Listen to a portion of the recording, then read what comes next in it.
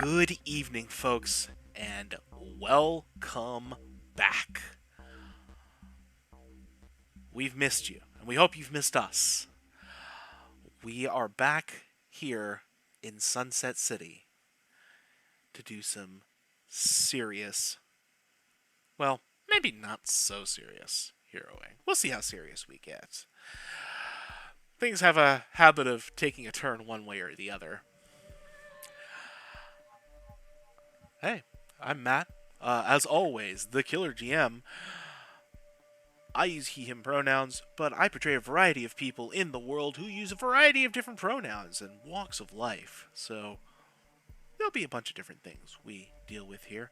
Let's go around, introduce our friends, the Mythfits, and see what they are feeling like tonight. First off, Wally, how you doing tonight, friend? Man, it's been a while. I know, rocking a new look Yeah, today. So really. you're looking good. I know. Yeah, look at me with no hair, clean shaven. It's like, eh, eh. Sup, y'all? It's your boy Wally. I'm back, y'all. We're back. I go by he/him pronouns. I play Marvin, the former bull, now the transformed. Last we left him, he was having some moments where he just wanted to be a kid and hug his mom and eat some chicken nuggies. You know. So let's see what happens after that. Yeah, pick things back up and see what's going on because things got a little different. We'll get into that though. Christy, how you doing tonight, friend? Who you playing? Hey, I missed all of you. I am playing Hassar, and we both go by she, her pronouns. And I am super excited and scared because we found out some devastating news at the end of the last session, and I honestly don't know how to play it. In my head right now, I'm like, well, I'm questioning everything, so we'll see what happens. Something of a season finale thing almost. It feels like, but It does. so we'll see. We'll see how it's going. Um, Celeste, how are you doing, friend? How are you playing tonight? Hi, I'm Celeste. I use they, he, or z pronouns. I am playing Elodie, who uses she, her pronouns, and oh my god, I have never been happier to be back at a table. I I I don't have words for how much I need this tonight. So let's see if Elodie can recover from just getting absolutely screwed last time. Because she really messed up just a little bit. Just a little bit. That's right. Wasn't there some like psychic backwash or something? I as I recall, she may have scrambled everybody's memories. Yeah, I vaguely remember. I feel like I really should have gone back and watched the tape again, but you know what? Fuck it, we're doing it live. That's my one for the week. Great. All right. Corey, how you doing, friend? Who you playing tonight? Hey, I'm Corey Sparks, also known as Hyperlight Sparks, and I'm doing pretty good. I use he/they pronouns, and I'm playing Sapphire Sirius, the outsider, who also uses he/they pronouns. And so far, Sapphire is completely and totally confused because for those of you watching at home, and may have forgotten, since it's been so long since the last episode, the last time we saw Sapphire, he was fighting this guy in the House of Mysteries. They went to the realm of Fay with Morgan Le Fay. He was captured, and the rest of the Mythfits had to go in and rescue him. But now he's back. They got him back. But the thing is, he missed all of the stuff that happened between then and now. So he has no idea that that Isla is the new keeper of the house. He has no idea that Arthur is basically undead now, and he has no clue what's going on. So now he's just gone to Isla's house, started talking to Yadviga, and she says, "Oh, I don't have a granddaughter." It's like, what the hell is going on? So, yeah. Some things might have changed while you Oh, were yes. out. Definitely. More than you might think. Last, but absolutely not least in anybody's book, nor should he be, Pope, how are you doing, friend? I am almost crying. I'm so happy to be back. Love you all. Missed you all. And yeah, no. Pope World Below on Twitter, Pope World Below on Twitch. I lurk in all your streams. I get to play Arthur Addison, formerly Mythos, currently Barcast, formerly of the Protege Playbook, currently of the Beacon Playbook. We both use he, him pronouns. And to give a quick summary, that is not dead which can eternal lie, and with strange hands even death may die. That's where we are, folks. Let's get into it. Get into it we shall. When we last left off, before we had a little bit of a winter break, the Mythfits had to go to Avalon because Morgan Le Fay had taken Sapphire Sirius. He had willingly entered her realm, and she was not as like to let him go because, as we found out, she needed a power source. And boy oh boy, are Lithian's fantastic power sources. Isla learned very quickly how to manage some of the powers of the House of Mysteries. She's still going to be learning a lot for quite some time. There are a lot of things that go into it. But being able to travel between realms, being able to travel between the unseen and mysterious places of the world, oh, she's picking that up real well. And combine that with Arthur being reborn? Redeathed? It's confusing. We try not to squint too hard, because otherwise he might go dust again. It's the worst. As Barghast, they managed to go to Avalon and absolutely flip Morgan Le Fay double deuces and get Sapphire back.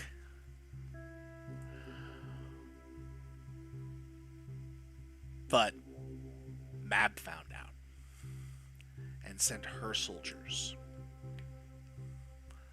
the soldiers of the Winter Court, to intervene, to stop them from leaving, along with a couple other interesting individuals, such as Ivan Dragonheart.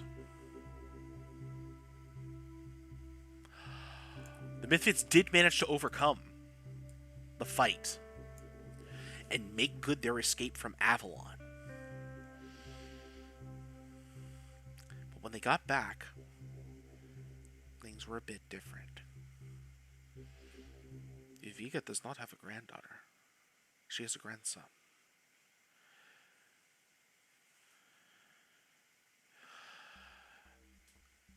And there were some other things that were missed.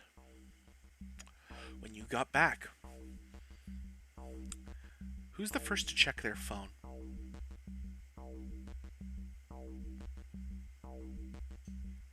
Oh, that's right, I have something to pull up for this. I had completely forgotten. Oh, this is...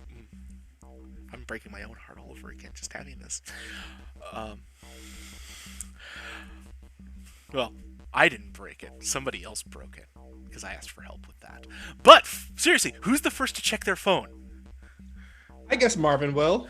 Marvin, you check your phone.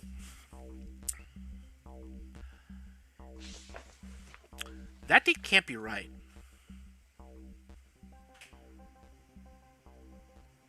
The date can't be right. What date is it? What day is it? According to this, it's been several months since you left. Months? How many months? 4.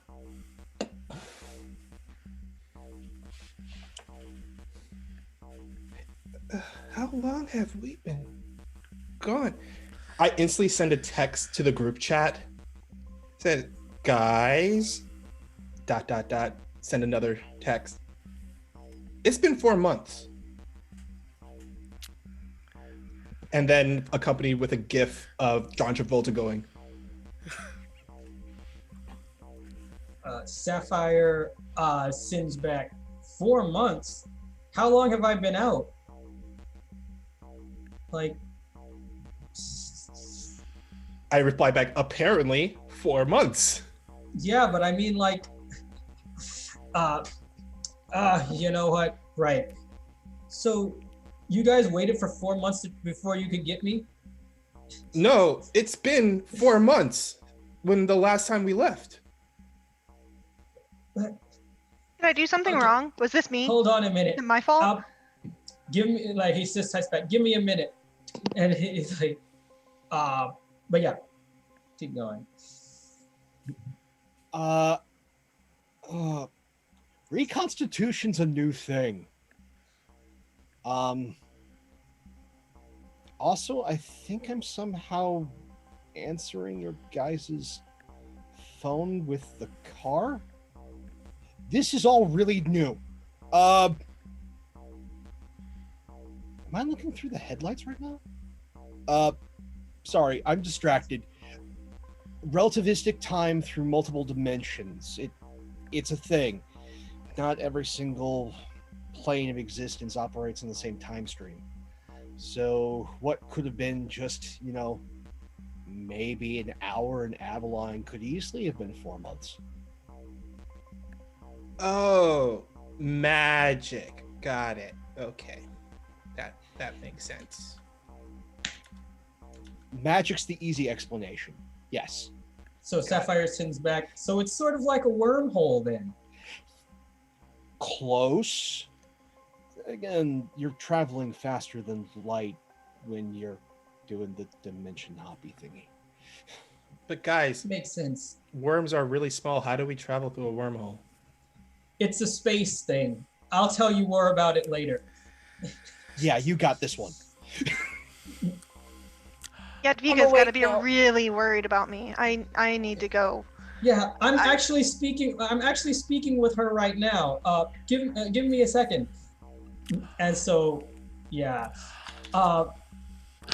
Meanwhile, Sapphire is like in. Oh wait, you're going. Okay. Elodie, when Yeah. you go to look at your phone, there are several notifications.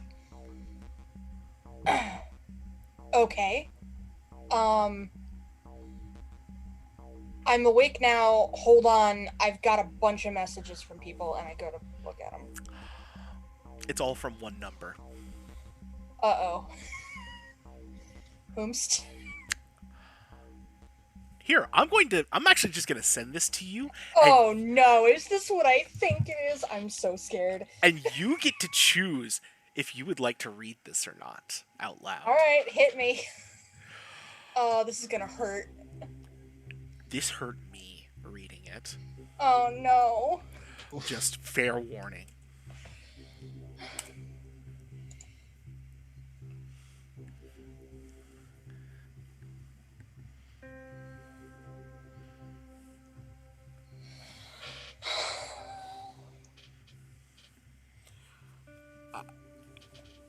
I'm sorry.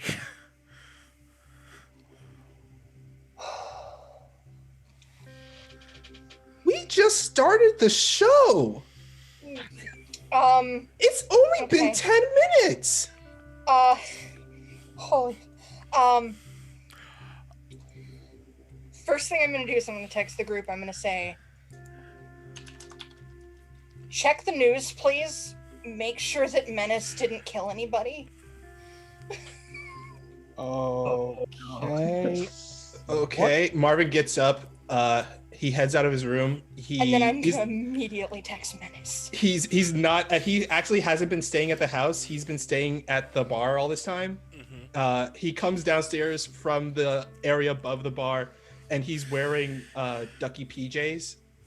So it's just like him wearing ducky PJs and slippers, but you see like that black ebony body that he has with like maw and everything. But he just walks down there to the bar wearing ducky PJs and turns on the TV. Isla's in the House of Mystery. She just kind of sprints down to the kitchen and turns on the kitchen TV. Yeah, and Sapphire just darts over to the living room in Isla's house and turns on the TV. You all turn on the TV. Um, let's see. What time of day is it? Do we want to say?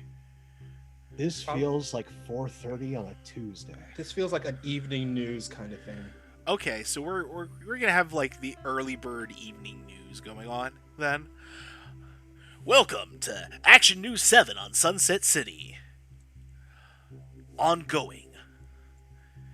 Day 7 of the walled-in crisis.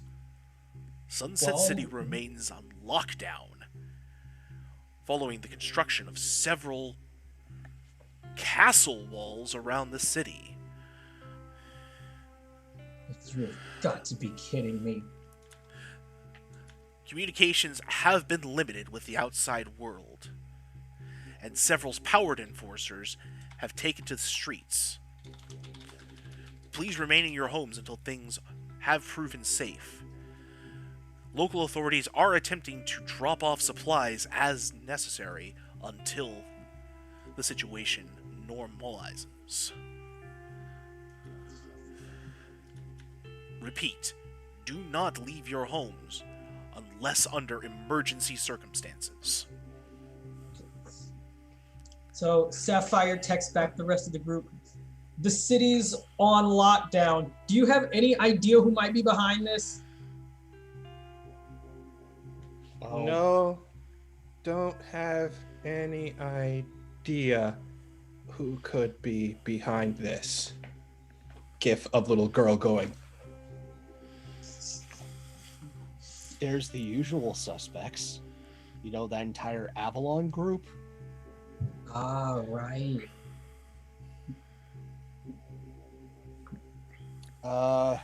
Anyway, I think I finally got a body back.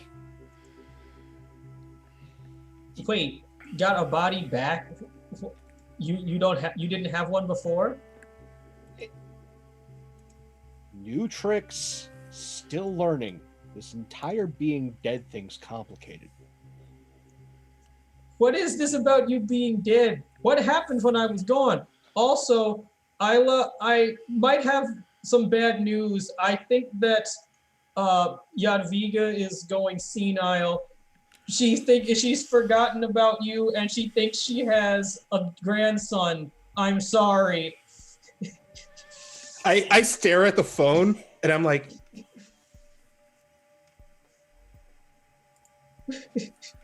hey, Sirius? Yeah. This is one of those things that we take into one-on-one chat, buddy. Oh, sorry. Or maybe, call her. See her face to face. This is not one of those things, pal. Immediately, I video call. Like, oh yeah, I'm glad you're here, Isla. And he runs over to Jadwiga. Like, hey, Jadwiga.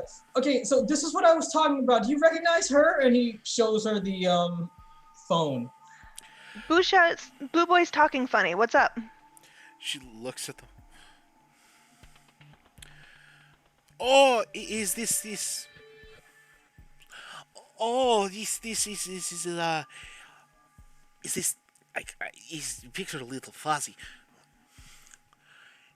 Is Arthur's friend? Yeah. You remember Arthur, but you don't remember... You think I don't remember own grandson? Arthur's not your Okay, hold on a minute. I might, and he like pulls out like this little device out of his pocket, and like a bunch of little spheres just holographically appear over it, and they all look like different versions of Earth. It's like 127, this is your 128, 129. No, I'm in the right dimension, so you I got nothing.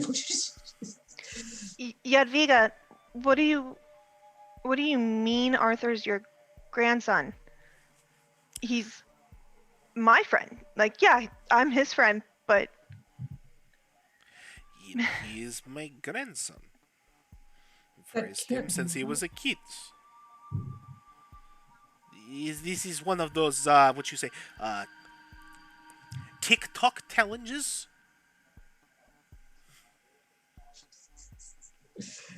No, it's I Sapphire, take the phone back. I'll talk to you right. later. Sapphire. I'm sorry. Come back to the house. Right, I'm on it. And he like puts the phone away, like, hey, all right, Yadviga, it's been really nice talking to you, but my friends are calling me and I really need to get going. I'll see you later, all right? It's important. Don't be out too much later. You already been out for months. What am I supposed to do with this? It's a long story. I can only keep school cold so long. Oh, school. I forgot about school. I haven't been to that place in months. I'll be right back. As long as you have good reason, it's okay. Just go. Be back soon. Right. I'll see you later. And he like goes back upstairs and into like that closet in his room that leads to his room in the House of Mysteries, and goes back to the rest of the group. Like, You see a panel actually of Isla running through a door, and she goes directly into the garage where the car is. Arthur's beginning to fade back into existence. Yeah, and that's Arthur. Hey. So this is the time where I need you to tell me what I'm supposed to do, because I don't know what to do. And you used to do this, and I don't know what's happening. Something's wrong. What's with wrong everything. now? Yadviga doesn't remember me, but apparently remembers or believes that you are her grandson. I'm not important to her, so you gotta tell me what to do, because I don't know what to do here. Oh, crap. Yeah?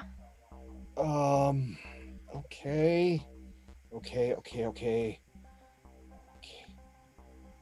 All right, I think I know what's going on. Oh, this is gonna suck. Oh, give me a second.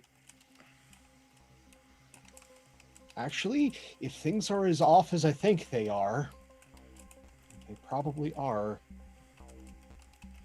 You use your ring precisely how I instruct you to. It shows you a few twists. Now just say Julian's name. I do exactly as he says. Julian? A portal opens, and Hellwarden walks out of it very calmly. I forgot how much he freaked me out. Does he look how I remember him? Yes, looks exactly as how you remember him. Okay. Hey. So... I don't know if you know what's going on. Things happened. Arthur, you do it. You're the one who called me.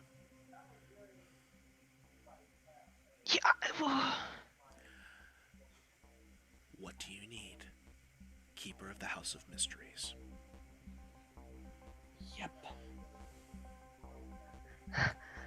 Oh God, I feel like such a bitch for being on your case all the time. This is really awful. I don't like this at all. It gets better. Hi, Hellwarden. What do you remember about me in the car?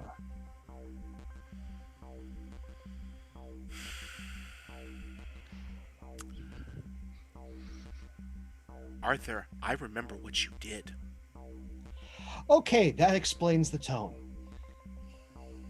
What did he do? We three we get to be away from it. The rest of your little friends also, because they were away, weren't there when everything fixed itself. Right. Create a hole in the cosmos and decide to fill itself in as quickly as possible. And you happened to be over the hedge at the time. Yeah, so it filled in the gaps as easy as it could reconcile. Mhm. Well, And that sucks. Okay, so in Avalon, time is squidgy because you tried to leave without Morgana say so. well, she was kind of unconscious at the time. Also, that was partially my fault. I tried to get out with my ship. He And looks back to you, Sapphire. Did I ask you anything? No, sir. I'll be quiet now. He just sort of Okay. chuckles nervously. So, number of things I can remember that are in play. So, Isla, you got the whole kit and caboodle. Same thing that happened to me when I made that pizza delivery, but with a bit more violence and a lot more pain. It's gonna be a very long talk. But in the meantime, city's apparently walled in. I'm guessing it's the Avalon group. Yeah, they've had some time to do a bit of building, and a few of the residents, the locals, have taken exception to that. As has the US government, but that's a whole different thing. They're not as well equipped for this. Right. I'm remembering things now. This is bad. Could be worse. Could be much worse. This is bad though. Okay, so reality is reforged itself and used the easiest path forward with us as the missing blocks. Okay. So if you took the place of me, though, where do I fit in? You fit right in here. You are Congrats. singular now. Congratulations, you are one of the most important people in the entire cosmos. All of the Also one of the most cosmos. feared. So, yay. Wait, so if I may add one more thing, Mr. Hellwarden, does this mean that all of us have sort of swapped places around and we all like have different, and now the whole world looks at all of us differently? No. Right, so it's just Easiest. Isla You get and- to stay where you are. Right. Think about it this way. You know those puzzles I do on the kitchen table? Yeah, sure. Some of the pieces were removed, Makes sense. and there are other pieces that have decided to be brought in that almost fit. So it's a cascade effect where everything in the entire picture, because a few pieces don't quite fit, everything's like this now. Instead of a picture of a seems pretty train, much that way. we now have half a train and half a horse. Yep. We have horse train. So the it's- question is, how do we fix it? we don't. This is how it is now. This is how it's going to be. Because there is no fixing this. However, there is finding stuff out and fixing other things. Right, Right. like the barrier around the city, for example. Yes, which means I need to walk outside and check my phone instead of trying to go through the car.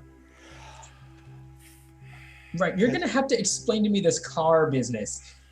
It belonged to a previous keeper. Hadn't been used in a long time. Strong death resonance. I think there was a reason why it wasn't used for a very long time. Its name's Grim. I think it has a soul of a dog in it. Speaking of death, did you die? Did you die, Arthur? When I was going, I died a come lot. back. The universe tried to reconcile that much death, so I am both dead and not dead. I am Schrodinger's dead. So right, like that cat. Is there anything else you need my help with? Yeah, one solid thing, Jillian. One very solid thing.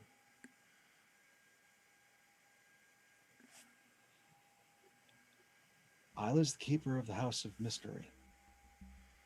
As good as I am at filling in the gaps, as good as the house is at filling in the gaps, there are gaps that both Orchid and I cannot inform and cannot make introductions. She needs to make the rounds.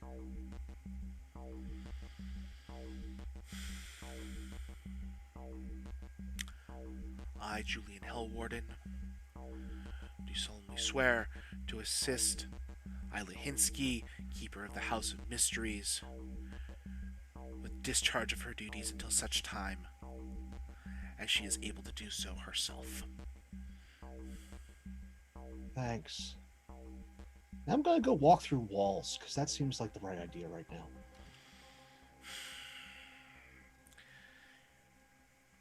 Shakes his head. Thanks, Julian. Yeah. This is going to be a lot. Oh yeah. If you'll excuse me, I placed a phone call before going to Tunguska. I need to check the reply. You keep blowing up Tunguska every single time. Somebody's going to catch on eventually. It was my first time doing that one. Or at least your first time this go around. Yes!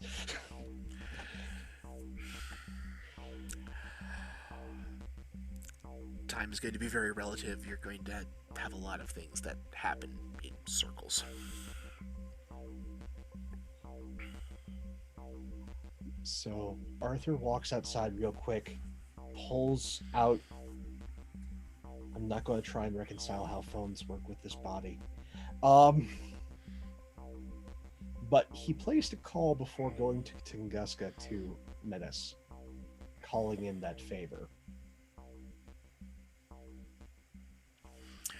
And the moment you step outside, a black form looms over you.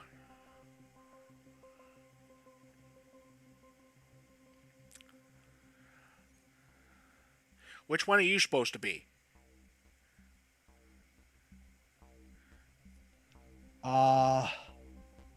I'm the dead one? You're gonna have to be more specific. There's a lot of dead people in this town. I'm dead and not. I'm Schrodinger's dead. You can call me Barghast.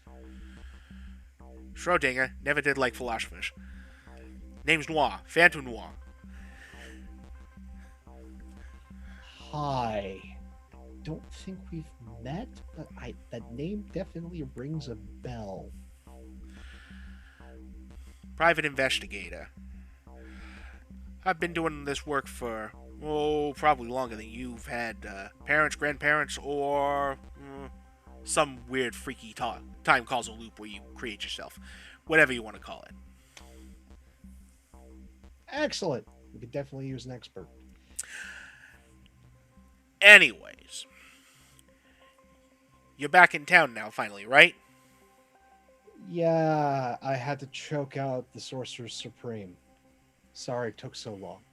If I had a nickel for every time I heard that, I could go buy myself a steak and kidney pie.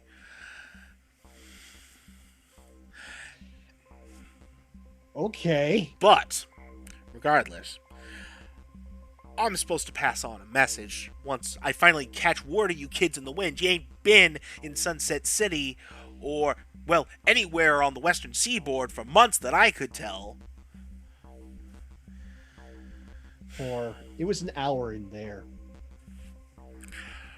This is why I don't deal with magic. This is why I stinking hate magic. Because it does weird stuff like this. Mm-hmm.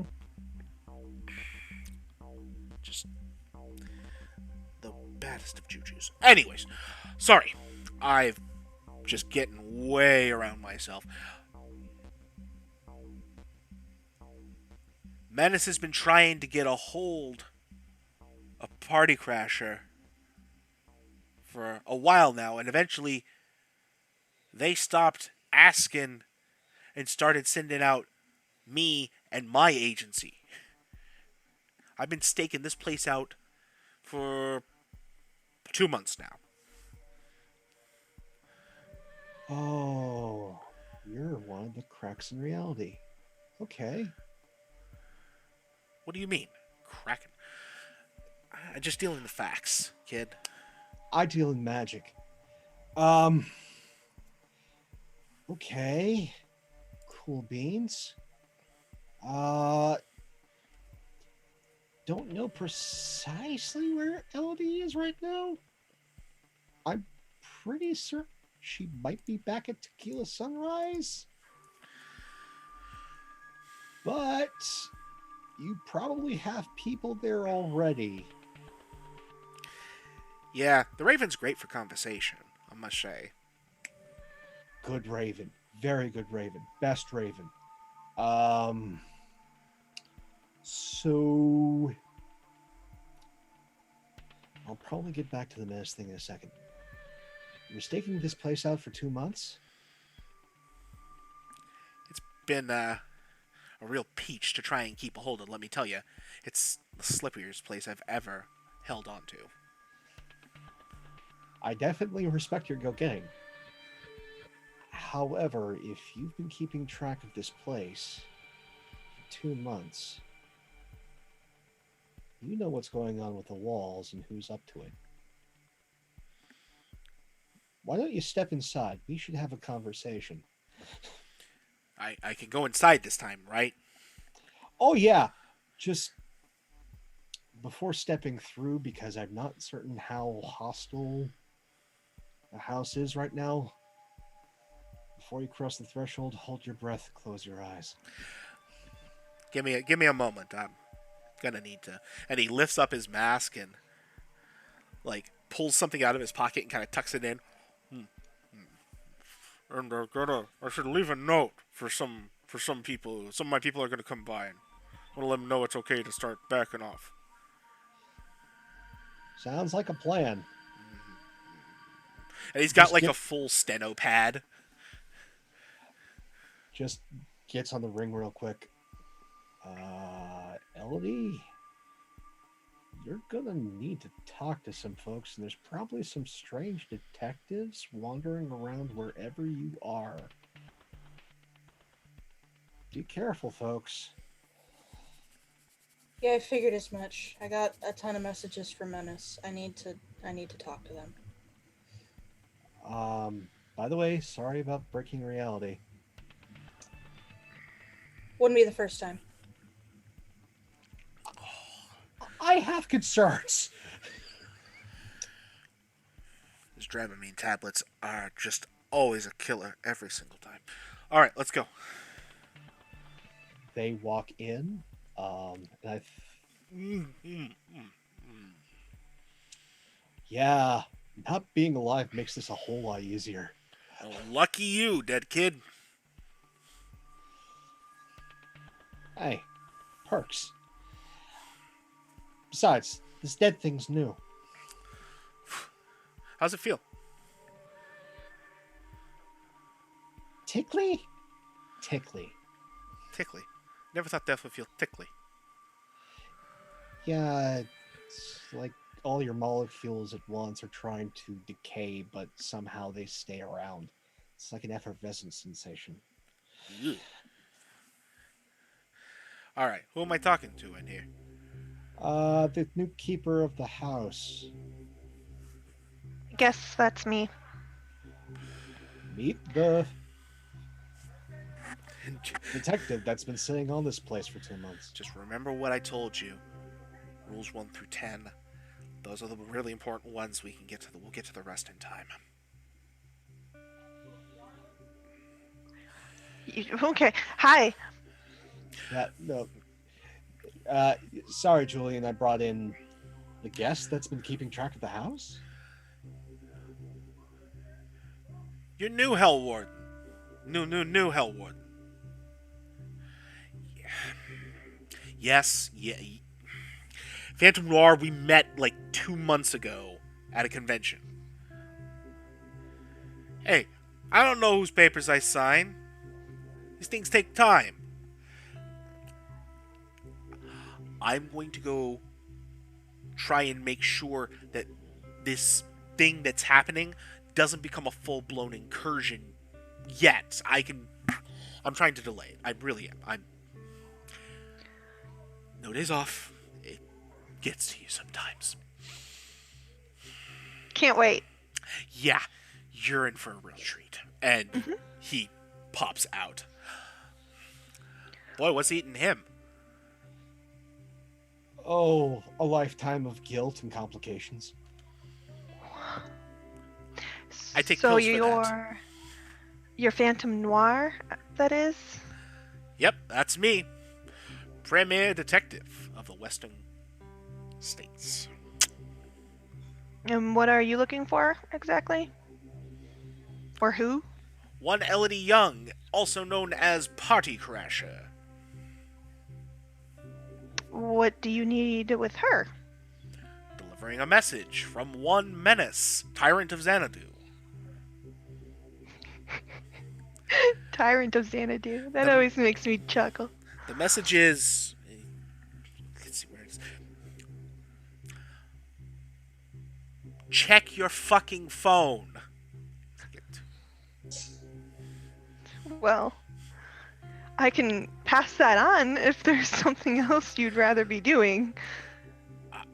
I'm billing by the day. This has been one of the easiest jobs I have had in months. That must be nice. Well, it would be nice if I didn't have to worry about, some random costumed creepo smashing through the building looking for something or somebody, or, just deciding they wanted to go wreak a little havoc for funsies. That's been happening a lot? I'd say it's happened a non-zero amount of times in the past 2 weeks. Great. So... This used to be a nice town. Yeah. Mm-hmm. And now there's a wall. Yeah, they built it pretty quickly. I'm not gonna lie. By they, who's Yeah, they? did you see who was building it? No. If I did, I'd be able Figures. to tell you. But based on my legwork, let's say,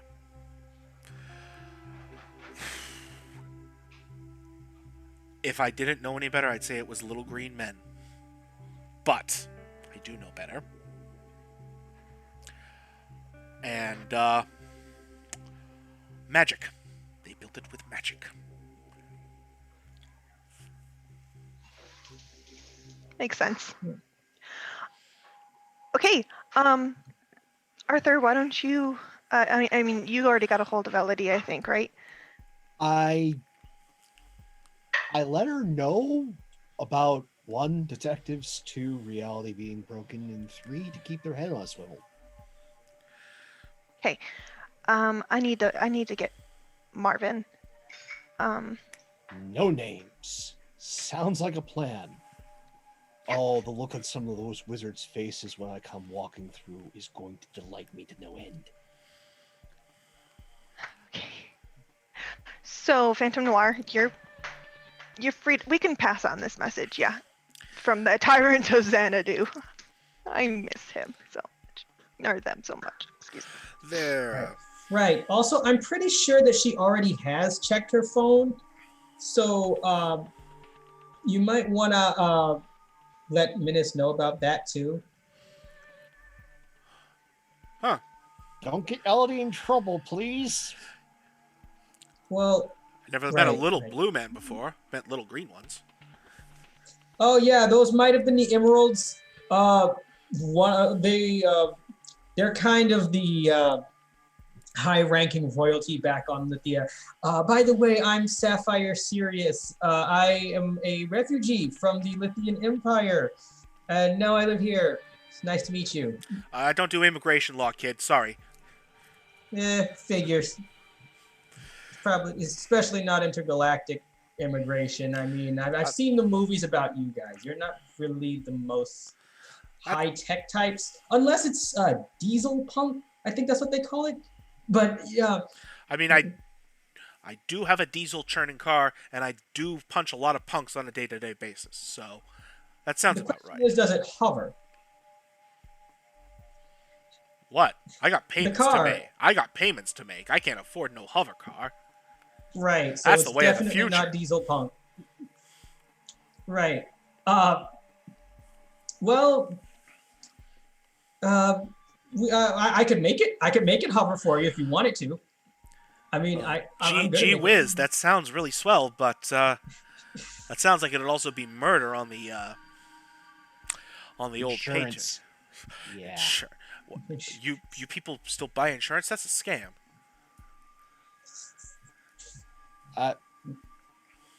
Okay. That's what door-to-door Okay. salesmen sell you, and they're nothing but con men. Kind many. Well, Arthur used to say something really succinct and nice. I said it was like close your eyes and hold your breath. But I'm new, so move, bitch. And I just shove him out the door. That's not very. Get out the way. Sorry, let's go to no names. Right. Okay. I am feeling how this cosmos is going. I am feeling this. It's a mood. Yeah. Okay. Right. Okay, so I couple don't think things I've ever from that. actually been to No Names. How do you actually get there? Couple things from these few panels we've done here. I want you to up your freak and down your mundane.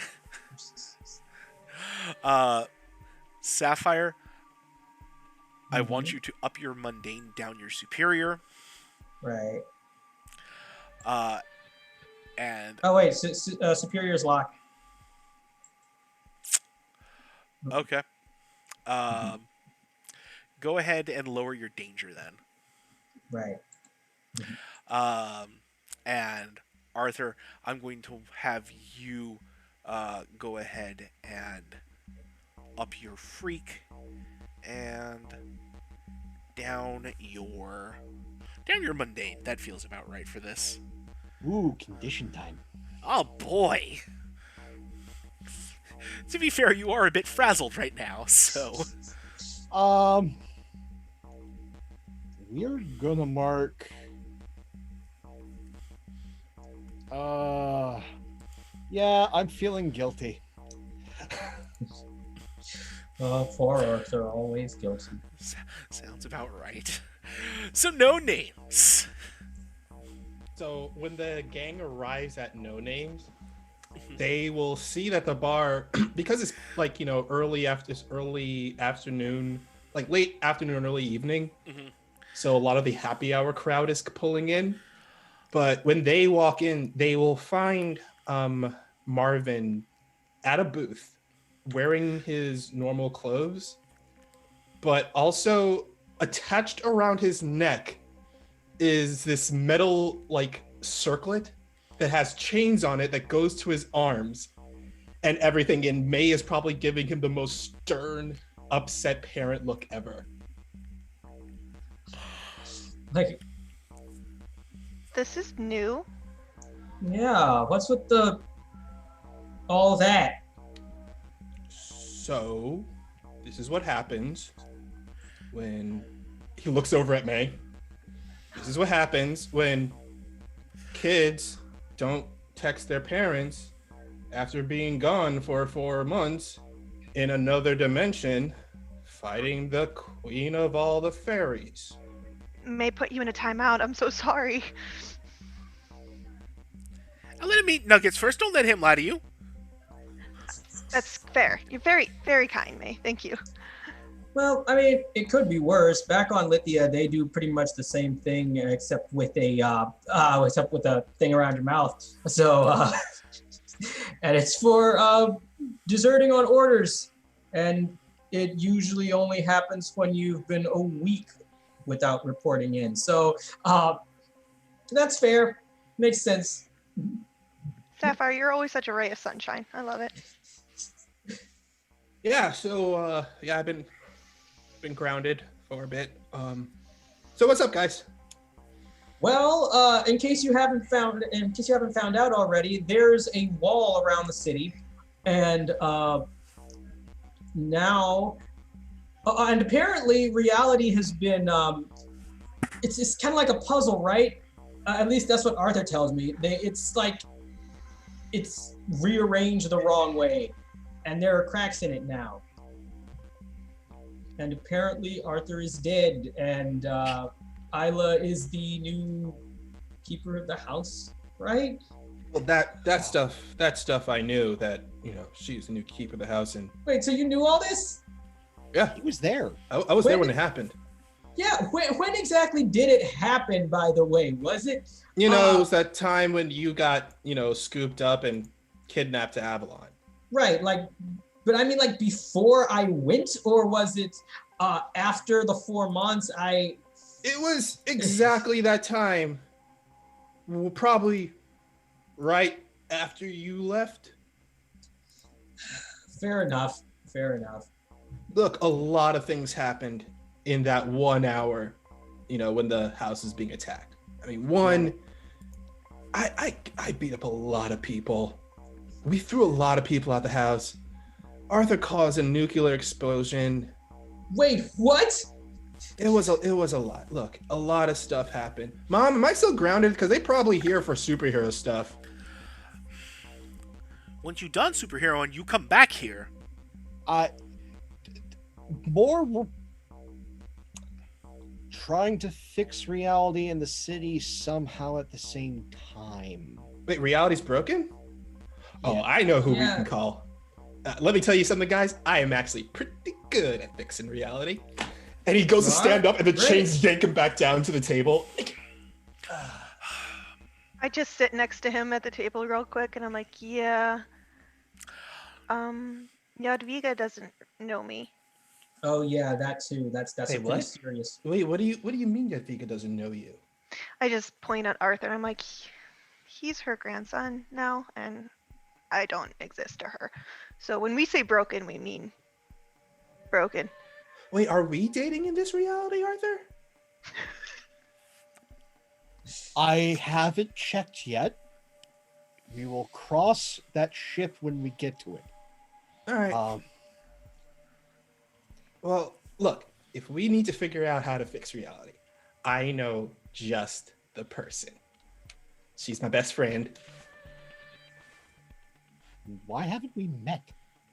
Oh, well, when people get stuck in realities and then they, are stuck between the realities, and then you go between the realities and you help that person escape from between realities, they become like a weird anomaly that they're ignored by everything. Yeah, they're a good friend. But he looks over at me. I mean, I'll promise I'll be back, Mom. Really? You text next time before you leave reality. Will do, Mom. All right. Mind you, this is like the second time this has happened to that I did not text her when I left reality. That's why she's so pissed. Don't worry. If it happens again, I'll just let her know. Sapphire. And he stands up when the chains disconnect from his body. Mm-hmm. Okay, I know just the person we can go see. Jessica Patience from the Parallel Plaza? No, not them. Well, I never met them. They're probably pretty cool. But anyway, I know just the person we can go to help us out with this. Okay. We should probably check on Elodie. Also, just in case there might be an airstrike, I just have like an itch where my kidneys are. What do you mean an airstrike? What happened? Uh, 'Cause I have not gone outside since. Oh, right. So we're basically in the same boat, sort of. Menace is really looking for Elodie. I'm guessing that's one of the threads in the crack of reality. So, in really looking and hiring Phantom Noir to track her down, I wouldn't put it past Menace to, start bombing a city or orbital bombardment or. That's any not very number of smart. things. No, If he doesn't, no. Remember, orbital bombardment clears many paths. yeah, but the problem is if he doesn't know where she is, and he just if they if they don't know where she is, and they just start carpet bombing everything, then they might hit Elodie. I mean, yeah, but Elodie's lucky and has that faith thing, so unlikely to actually hit them. Now, to be fair, To be fair. there are probably several heroes that would probably stop Menace from bombarding Sunset if it came to that. Probably.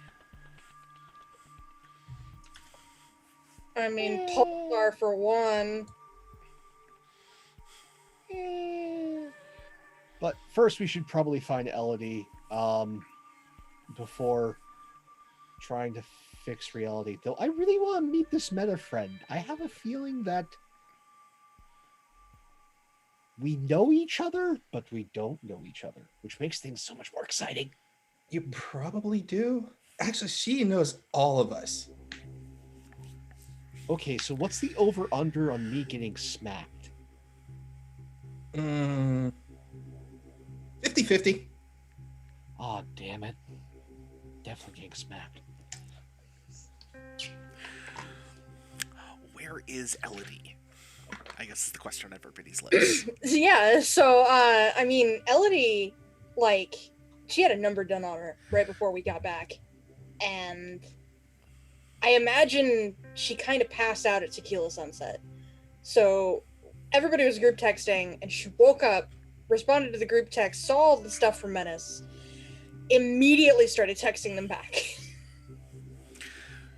Immediately a string of messages. Oh my god, I'm not dead. I promise I'm not dead. Nobody's kidnapped me. We just got sent to a different dimension and time passes differently there. It's Fae bullshit. I'm really, really, really, really, really, really, really, really, really, really sorry.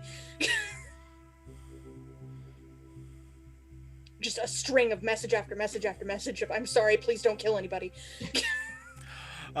Eventually you probably get a message back. Oh, that's all? Sorry, that sounds really annoying. Little smiley. You're not responsible for all these dang walls, are you? Oh no, that's those jerks in the round table of crime, I think. Okay, at least it's not you. Jeez, you scared the crap out of me.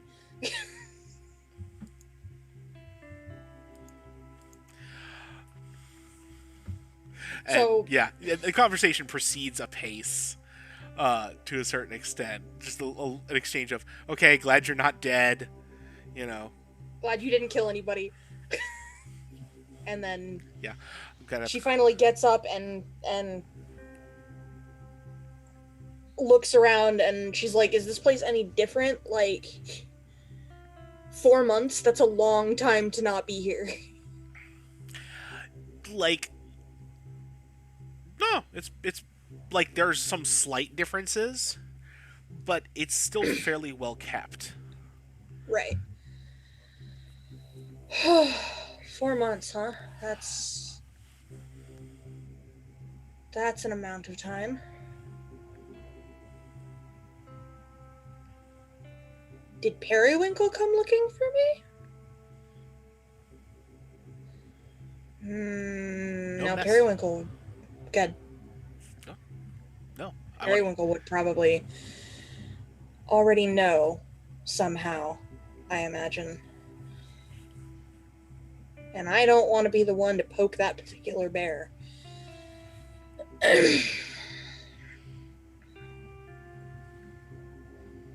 Where the hell is my sword and shield? Are they still here? I left them here and I never they're still here, right? I'm check under the bed. You check took them in my with usual you, spots. I thought. Remember? No. Because you specifically went to Tequila No, Sunrise. yes, I did. You are correct. Oh, did we bring those back from Avalon? Oh, no. Pretty sure you did. Okay.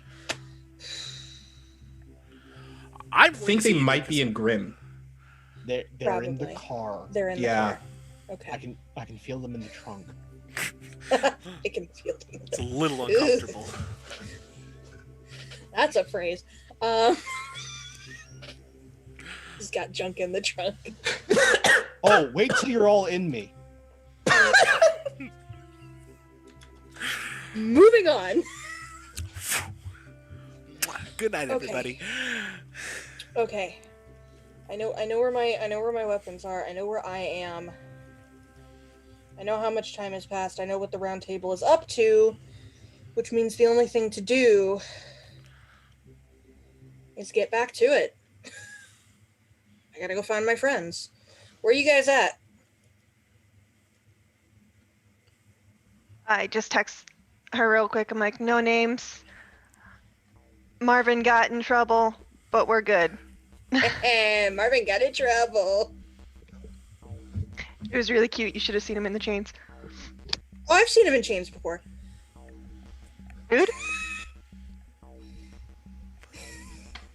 We'll talk about it later. I'll send you pictures.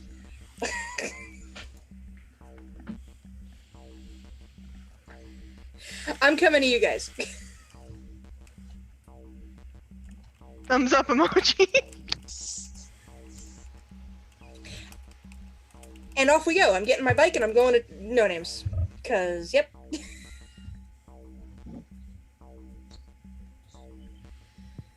And when we're waiting for her, the whole time I'm just sitting at the table, just kind of looking around, because this is a whole new world. There are less people here than you remember coming for happy hour at No Names. Hey, Ma, why are so many empty seats here during happy hour? People getting out. They didn't want to be here when the big bad queen comes back. Yeah. Oh, Kind of gave him a warning. Well, that was previous me. Oh, I'm back to that problem again. yep, sure Damn it. seems that way. I thought I got that fixed. No, I mean, it seems like, as long as the many things change, the problems stay the same sometimes. Damn it. Well, at least I'm memorable now. Well, let's look at it like this. We have several things we got to worry about. One, there's a big wall around the city. I don't know if I can punch it hard enough to break it. Two, we got to talk to my specialists about reality because they may be able to help us fix it. Wait, who is this specialist of yours? Oh, she's awesome. Don't worry. She's cool. Three, I mean, I don't think there's a third yet. Oh, there's plenty of thirds. Oh, okay, cool. Oh, you guys handled third one. I thought of number 1 and 2. I've done my job for the day. We still have the pending contract and dooming of one of our closest and bestest friends. Let's see here. There's also needing to fix the Fey thing, ramifications of a brand new Keeper of the House of Mystery. I somehow think there's something with... What is it? Oh yeah, I've got a Darkstrider problem. Oh, right, Darkstrider. Last I remember, he was in the house. Yeah. Oh, no. there was an agreement that I was going to help him. I, with this new me, am incapable of fulfilling that. You know, he's still going to ask about it. Oh, yeah. That's why it's a problem. What exactly do you know anything about this favor that you owe him? He needs access to the singularity. I don't know for precisely what, but I'm guessing it's somehow time and space related.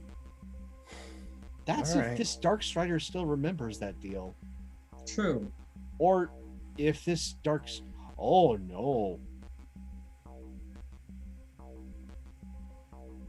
Oh, I gotta hit the books. Wait, what? Okay, so spider webbing, cosmology 101. So puzzle pieces got swapped. Probably, again, reality is going to take the line of least resistance. So there's definitely a deal has been made. The details of the deal and what he needs them for may have very well changed. Hell, he might even be a he. I mean, honestly, what did we even know about the guy? Incredibly threatening, mercenary, I mean, out for besides himself. that. I mean, besides that, has some sort of mysterious past. Those things are probably going to all maintain. he also has a really specific thing out for you too. It's not even like, you know, Out for me or out for the keeper of the house of mystery? I'm gonna things are- lean it more of the fact of he may have something against you directly at this point. That is incredibly likely. Especially if they somehow remember. Which, given my brothers, and how much they know, I might be one of the few individuals that know that reality's shifted. All right. Well, I guess we better get ready to head on out. I think that's Oh, about yeah. the point where Elodie rolls in. Hey, Elodie! Well, He just runs up and hugs her. you're very Menace sweet. says, check your. I Okay. already texted them. They are surprisingly calm now. Apparently they didn't try to rend worlds while I was gone. Okay, that's good. 4 months. Yeah, apparently. I mean, I was thinking maybe it would be like an hour to hour kind of conversion, but 4 months. Ooh. We're dealing with something along the line of the Witch of the Wardrobe sort of time span. Yeah. Yeah. Ooh. Yeah, again, it's not that strange to me. I mean, I've dealt with time dilation before with FTL. It's inconvenient, but it's a thing. We got work to do. Yeah, we do. Lots. We got a lot of things we gotta catch up on and try to fix. So when do we get to meet this meta friend? Oh, okay, cool. Meta friend? Yeah, apparently- he pulls out his cell phone and he sends a text to this person saying, "Hey buddy, it's me, your pal Marvin. Remember when we saved the multiverse? I'm bringing my friends over to help us work out with this because there's a bit of a reality problem. Hugs and kisses, Marvin." Send. Who did you send this to? He sends this text to one Constance Karahi, aka Drifter. Interesting. So you're coming to Drifter at this point? Yes. Okay, just making sure. If the expectation was for Drifter to come to you, but if it's for you to go to Drifter, so what does Drifter's place look like? So Drifter has when you arrive in the neighborhood where Drifter lives, it is the most average neighborhood you could see in Sunset City. And you guys have probably been to this neighborhood many times in the past. You probably drove through here. We have walked through here many times going to parties or going somewhere. And this one house they stop at, it's like you've passed it many a times. You've seen it many times, but you never really stopped to notice it because it was always like in the corner of your eye. And when you looked over it, it wasn't there. But this time, now that you have the full intent of looking at it, you see it, and you see this brownstone right here. So this is where my friend lives. It doesn't seem all that impressive. Was this always here? Yeah, it's always been here. I mean, look. Okay, so let me break it down to you guys. Her name is Drifter. She's really cool. She was stuck between realities for a really, really long time. And then there was this whole situation when I got stuck in between realities. And me and her, we saved the reality from Lord Erasure. And it was a big whole thing. And then afterwards, she was able to break out of the reality and come back to this world. But she still is kind of displaced. So it's kind of like what happened with you, Arthur. Who she might be able to fix him. No, Maybe. Mm-hmm. But they have a very particular set of skills, a very particular mindset. Okay, let's meet Drifter. All right. Oh. He walks up to the front door. Go ahead. Yeah, while we're still outside, I have a question about the walls. Are they all completed or are they like still under construction? It's completed. The walls around the city? Yeah, No idea. yeah, I'm like guessing they're complete. It's been 4 months. It was implied that they're all magic. right. I was just asking. Like, you can see them on the horizon. It's like Yeah, I somebody know. built a giant curtain castle wall around that. Yeah, I was asking that out of character. Like Yeah. I was asking like That's so what they're all like completed. Yes. And they okay, good. Just wanted to know. So yeah, you walk up, ring the bell. You hear, just a... Damn it! Just a... Gotta give her a second. And she opens the door, and it swings open, and there, in essentially like housecoat thrown over pajamas, is Drifter. It's like, hi Marvin's friend, and she flickers out. Just give her a second. Friends, staying in one reality at a time sucks. Yeah, and I don't think we helped the situation.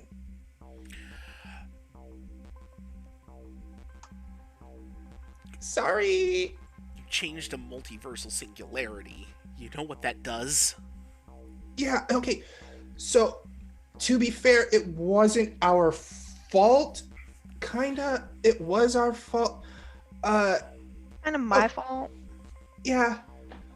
So, look, reality's gone all weird on us. We've been gone for 4 months. Things have changed. Like, whatever gaps we caused in the reality, it fixed it, and now things are all weird. Things were already weird. It's getting weirder. Damn it. Almost had it. Yeah. And it's probably what we did probably didn't help. But that's where we need your help. We need some guidance here. We need to know what can we do to fix this. Like, you want to undo a multiversal singularity. If possible. What, like it's hard? Look, there's stopping things from happening, but once a thing happens, undoing it, like, there's a lot of Skewing. That needs to be done. Mhm. Okay. Like, All right. Wait, we're trying to put Arthur and Isla back the way they were before the changeover happened. Why?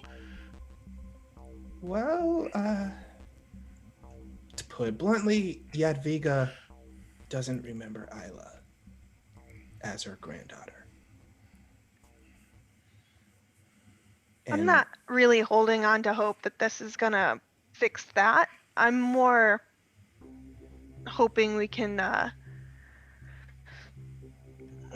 don't know, shuttle some things around so that way we're not the only moved pieces, and so we kind of shift everything not back, but so it looks like a picture again. I don't know. I don't think we can fix that. if there is, I don't know how you would go about it. Because normally, once you change a singularity like that, it can't. The only way you can pass it on, sure, but it can't come back. Not unless you go back in time. Well, can we? I mean, Of course, you can go back in time, but changing it so you get a different outcome, normally all that does is just create a new reality. right. and this isn't a new reality that was created. I mean, No. it overwrote. You collapsed Uh-huh. several realities into one. Still kind of counts as a new reality. So you're telling me it's less of the fact that we didn't create a new reality. It's more the fact that all the realities just collapse on top of each other, creating this weird rotoscope style of reality where everything is now layered on top of each other, affecting one another, while everyone remembers everything. Not so much for everybody, it's just her. Oh, I'm gonna have to get used to this. She I don't understand how all of it works because that's a bunch of magic stuff that you have to take time to learn. I just know, how to the weave of reality and how to move between it and how to like tease things apart and put them back together. But like once you once you become a keeper of a house, you are that keeper. And that keeper is you. All that is and was of you is you. All of that potential energy squeezed into one little flesh package. Oh, please don't talk about my girlfriend like that. Noted. Sorry. There's a whole lot of metaphysics that you have to you try to explain, and you're gonna really keep it straightforward for some people. She glances towards Marvin. Wait, well, so Okay. if that's the case, then how did? Oh, go ahead. Sorry. No. Mine's gonna hurt more.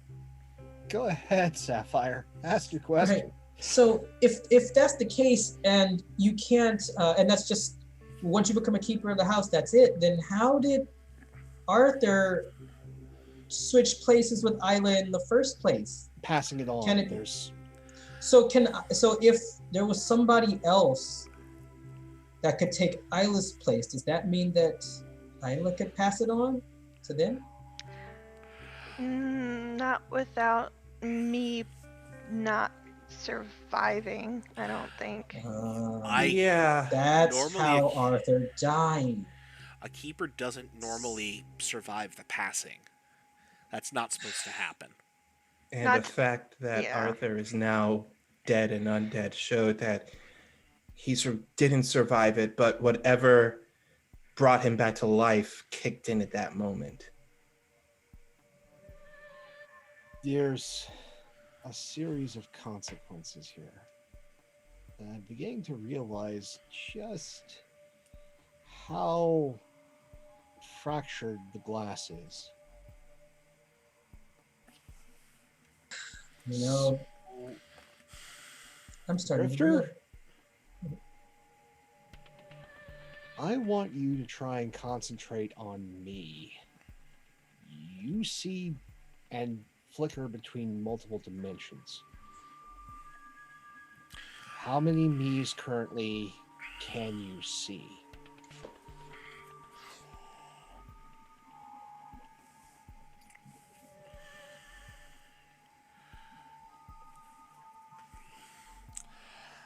It's weird. That's weird. That's really, really, really weird.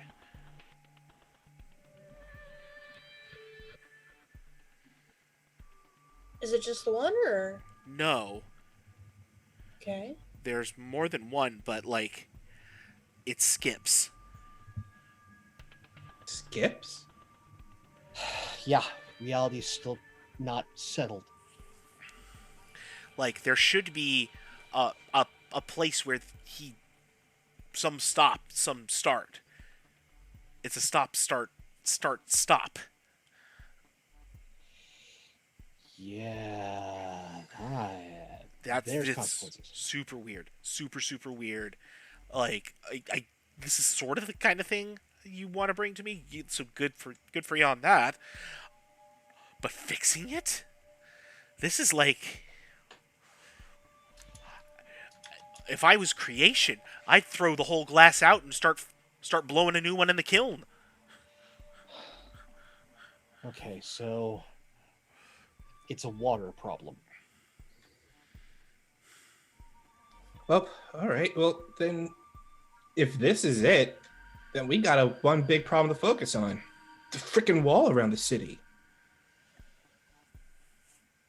For now, until this problem becomes more of a problem.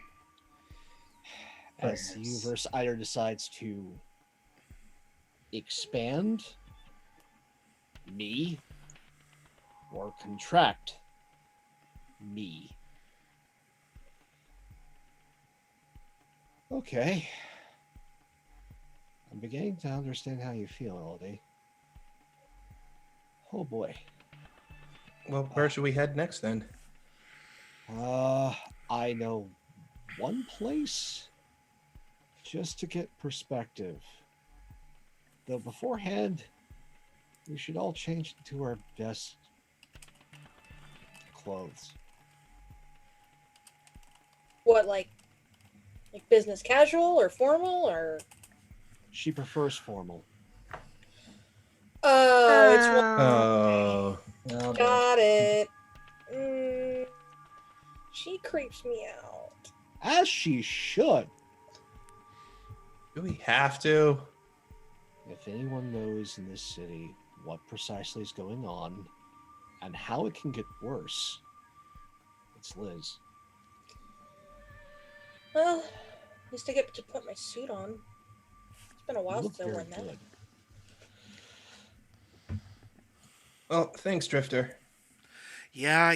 Next time, at least like bring a pizza or something. Well, the last time I brought a pizza, that was when the Tesseract beings came through, and I don't think we really want to deal with that again. Yeah, but Tesseract beings and melted cheese was really funny to watch. It was. I am missing so much. Oh yeah, I got a whole life outside of you guys you don't even know about.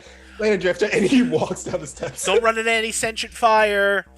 Won't happen again. I have so many questions. And you're off.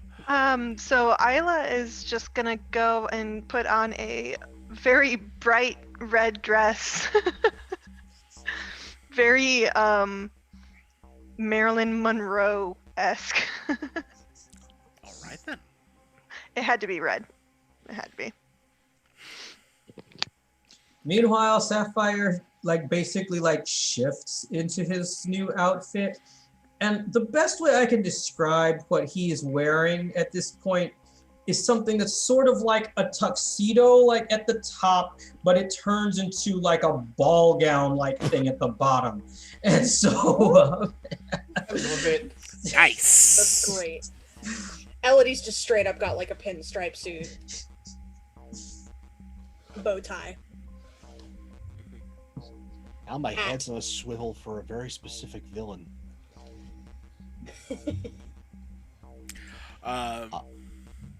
Go on. Arthur has walks into Grim that pulls up, does sort of the Batman, goes through one side of the car, comes up the other side of the car. Formal suit, tie, entirely monochromatic, gray shirt, black tie, black suit, black pants, black and white wingtip shoes, wearing a ivory death mask.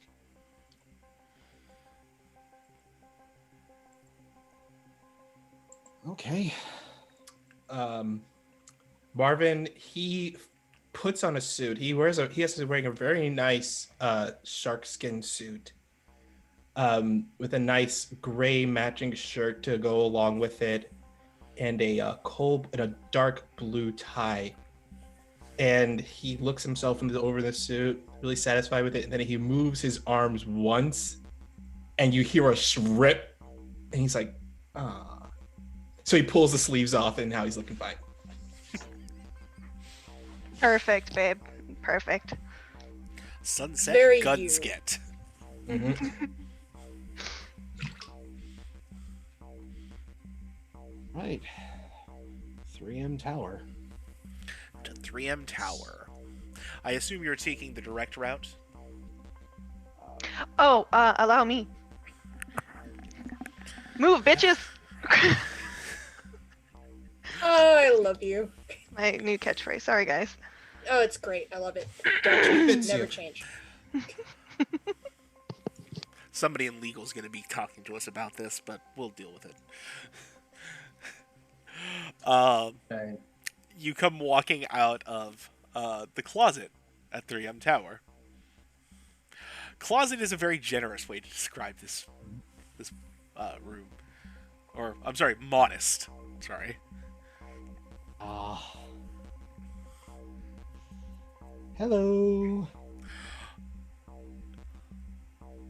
Liz has 3 people strung up on racks. And she was just pulling a hot poker out of the fireplace. Whoa. Ooh, we interrupted Ooh, is this a bad something. time? I'm sorry. God damn it! Hold on. Thank you. Fantastic. Thank you for the host, Mole. She chucks the poker back into the fireplace. I am not done with you 3 by damn sight. And she throws her hands together, and a curtain flies over that section of the living space. Hi, kids. How's it going? Hi. Question. Did those 3 Don't ask, Sapphire. Don't ask. It's not our business. It's not our business. I don't know what Right. 3 you're talking about, Sapphire. Oh, never mind. Not about business. Mm-mm. Hi. You're looking great, by the way. You are all dressed very lovely tonight. Oh, My mom thank says you. I'm not So are supposed to. you. So My are mom says I'm you. not supposed to talk to you. Well, your mother doesn't have to find out, does she? Might find out sooner or later. There's a good boy. Liz, I don't know what you remember about me. Singularity's changed over. Oh, right. Okay, that explains that. Then there was a little hitch, and I I was really just not keeping track. I just knew it wasn't Julian, so I didn't have to really think too hard about it. Yeah. He's got to be pissed at you right now. Oh yeah. Oh yeah. He used the formal voice. So went to Avalon. That was awful. Yeah, that's not the kind of place I tend to let people go to. Choked out Morgan. Oh my She's angry God. about that. That's great. Or like knocked out. It was It a was very impressive. one-sided fight. Arthur, I have never been more proud of you than I ever have been right now. Thanks. But there's been a time dilation, and the city is the mess that it is. Yeah, been dealing with that. It's really fun, let me tell you, when, some dramatic bitch thinks she can run what used to be my part of town. I'm guessing you're talking about Drama Queen? Yeah, Figures she would be behind this. So the round tables made a lot of moves. How do we unmake them?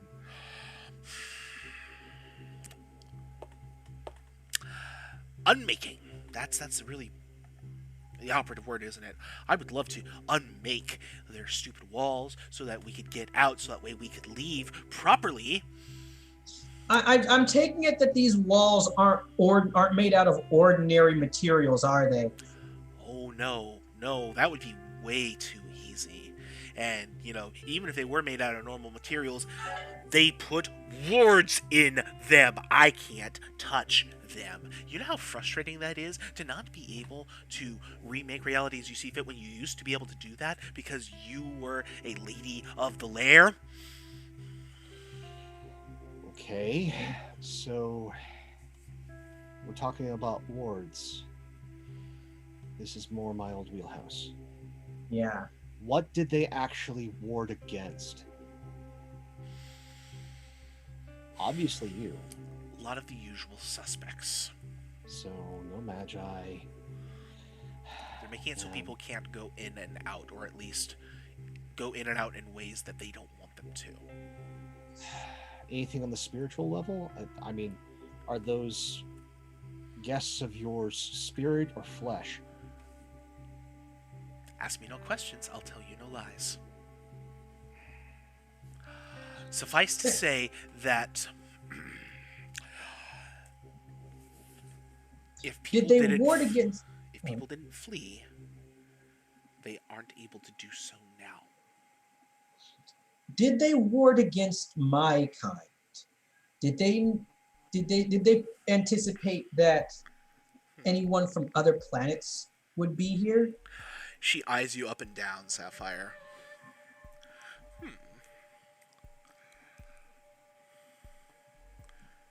No, they didn't. Interesting. There's one other person that probably isn't warded against, as he just side-eyes Marvin. Right. They probably weren't thinking of Nephilim either. No, they're all dead. Mostly dead. Yep. Has anyone tried to just blow it up? That's kind of what I asked when I asked if they were made out of normal materials. So they rolled in the army about 2 days after. They've made some shots. I heard that devilishly roguish Uncle Sam tried to take control of some of the situation, and they wouldn't let him, which I thought would have been very funny, but no accounting for taste. Oh, no budging by conventional means, which means unconventional. Which means, but wait. Does that mean the BOB can't get in? They might not be able to with their standard crew. But if they still got any of you left, they might be able to seep through. Yeah.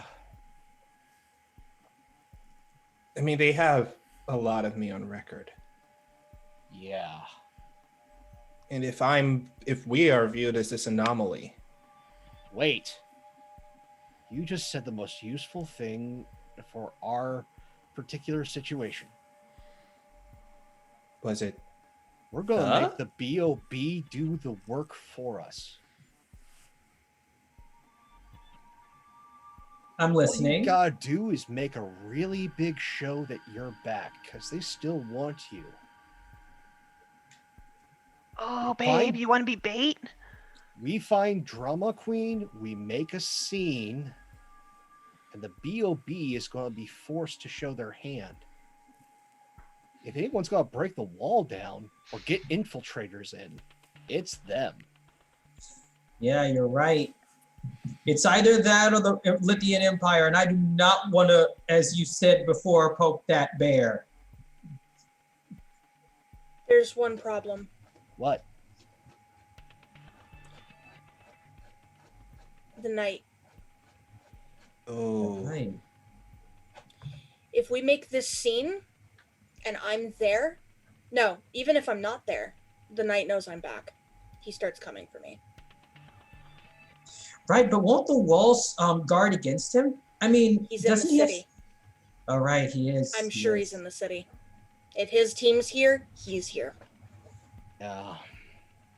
I don't know if Right. I'm ready for that yet. However, So- we could run interference. So, They've managed to piss off every big name since they got here. You have a small army right now, Party Crasher. A small army of heroes and villains ready to air their grievances against the current management. You have time. Okay. In fact, I would probably end up giving away the last bit of the chocolate mousse that Marvin's made for me in the fridge to see Gorilla Ice just go ham on the night for a little bit. That is saying something. That mousse is delicious. I That chocolate know. mousse is amazing. So, I think we've got a shot. It's just finding the right target. Liz? Yes. I'm uncomfortable asking this question, but I feel that I must. Where did you put Tube? Oh, him? Yeah, Oh, I cut him loose like a day after. okay. He liked it too much. Good to know. Good to know. Okay, so need to poke somebody that Tube would want to film. That way all the word gets out to everybody, especially the BOB. well, if we're talking about fabricating videos, I could just shapeshift into somebody that too would want to film Marvin coming after. You know, I almost feel like we don't have to take that kind of a circular path. What if we Yeah. just shoot him a message? Yeah, Yeah, that is a good point. actually, If we just let him know we're here, he'll probably come after us, especially after what we did to him that time. Yeah, we kind of embarrassed him. if anyone's going to actually get him to, do the thing, it's probably you, Party Crasher. Probably. Okay. All right. Sounds like I'll we got a send him a plan. message. Where do we want to have this happen? Away from civilian population. So, Liz, Yeah. who's the person that hedged Gorilla Ice out of the docks? Oh, gosh. Well, who was that?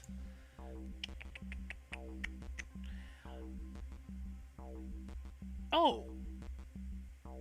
Pummel Horse. We've got a name. So, docks time. Need to change first. Yeah, don't want to crush the mask. Yeah. Thanks so much, He Liz. flexes and the suit rips off. Melody just kind of like snaps her fingers and she's back to her usual. So you're gonna give me the vapors, little Marvin. Hey, it's my boyfriend.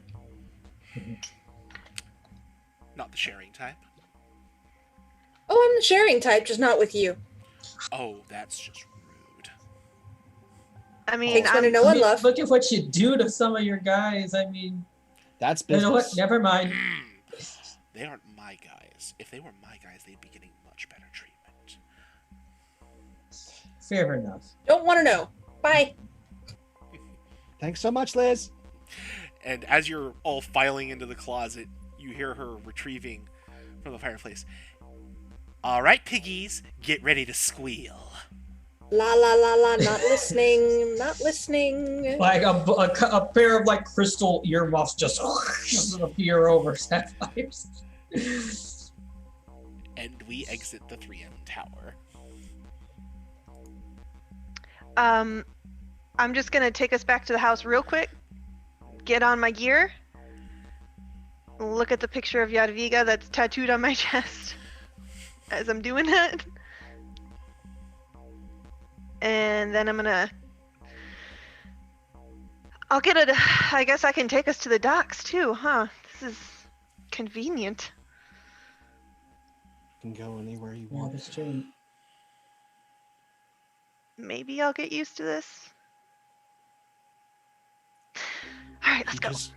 He just whispers, you don't. Yeah, I figured. All right. Move, bitches. And you emerge at an old warehouse in the docks.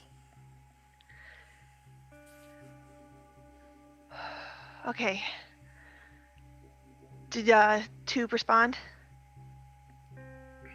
I haven't sent the message yet. We were in the house. Now that we Give me a have minute. signal. Oh, I'm gonna make it a video message, and I'm gonna send it right to his DMs. ooh, slide into those DMs. Mhm. Hey, Tube. We're back. Yep, for a little bit of business. Hit me back. I would answer that. Tap, tap, tap, tap, tap. You see the reply dots appearing. What's the business? So what do we want him to do? Shit, hold on. We just want him to put his media eyes and hands on the fight that's about to happen and spread that info like wildfire. Marvin's already doing stretches.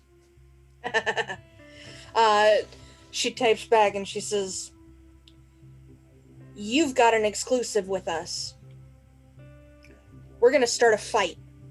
Just cover it and get as many eyes on it as you can. That's all we need."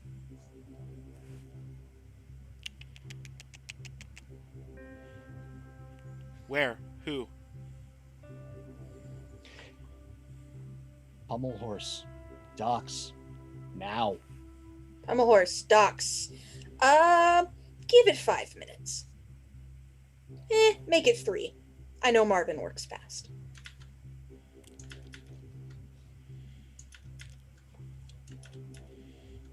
You know just what to say to make a man happy. All right, Tube's in. How do we get Pommel Horse down here? It's very easy. Just So let Marvin you be Marvin. you see everyone is having like all four of you. You see the panel set up so that like you see Sapphire, you see Party Crasher, you see Isla, and you see Arthur all talking to each other. But you see Marvin in the background. Like you see one panel where Marvin just wanders away from the group, and as they're still having this conversation, you see him in the background walking past them. He comes back through the background holding one of those huge tankers on his shoulder, walking past them again. And then you just hear the sound of this tanker flying through the air and just smashing through the wall of a warehouse. Hey, Pommel Horse, I heard you're a bitch and you're ready for a throwdown, so let's go. And we've begun. Several And like, thugs run yelling and screaming oh, from hey, and one thing, like, when Marvin like goes up and sends out that challenge to Pommel Horse, as soon as he's done talking, Sapphire just like pops up from behind him, and he shapeshifted his head into a horse head, and he just at him mockingly. Like, fire is starting to spread across the warehouse, and walking out through the hole, illuminated, silhouetted by the fire, is the body of a horse, the torso of a lady in a gymnastics singlet.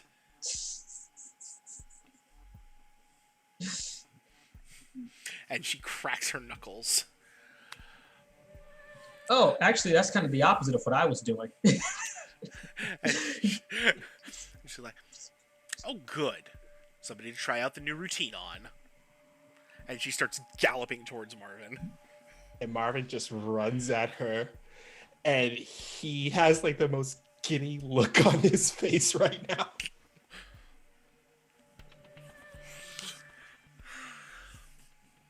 And he just proceeds to like he's not even like holding back at this point. He is 100% making a straight up show about it. So I'm definitely using the move in a China shop. Mm-hmm.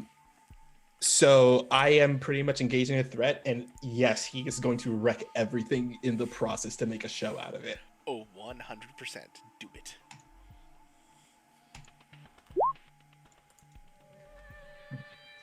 Okay. Okay. So you got the 7 through 9. Yep, and I get to, because of that, I get to use an extra additional option. Yep. On top of that. So I am definitely going to surprise them, is what I'm definitely going to do. Mm-hmm.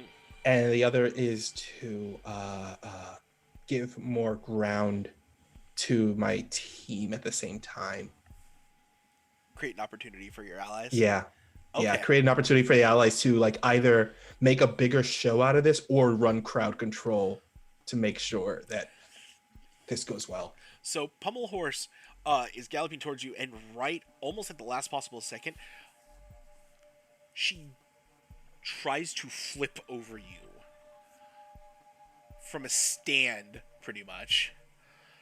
But you manage to grab her, I feel like, and bring her down, and she's surprised that you like had the reflexes. Say, oh yeah, I'm very fast. And he then does like what Hulk did to Loki and just goes boom, boom, boom, boom, boom, and then throws her halfway across the dock. And he's all like, and he runs after them. Yeah, she's like kind of skids and lands against a wall and just has this dazed look on her face, like she doesn't understand what just happened. Her legs kind of kicking. Oh, it's like a puppy with a chew toy. Oh. Like several other thugs of various stripes are swarming out of the warehouse and coming after you guys. Right. All right, let's be bouncers. Can I like directly engage these thugs? You could, if they were a threat. Right. They're thugs. So they're not a threat, right? So There are just enough of them to not be a threat currently. got it. It's more just you're just clearing them out. Right. So just flying Yeah, over. I'm just gonna make a perimeter around Marvin and Pommel Horse and just Right. kind of keep them back. Yeah, and Okay. Sapphire is basically doing the same thing. He's like flying overhead and just like shooting out at anyone who tries to sneak up behind Marvin or anything like that. Okay. Basically helping secure the perimeter and stuff. So at that point, can I get a unleash your powers to kind of make sure you specifically Right. keep that area out? Let's see. That's my phone. That's 9 hit. Okay, so you can either take a condition, or I will tell you how it is unstable or temporary. Unstable or temporary. Good. I know exactly what's going to happen here. Yeah, you're going to be able to hold these guys off. Easy. You're not going to be able to hold off what comes next.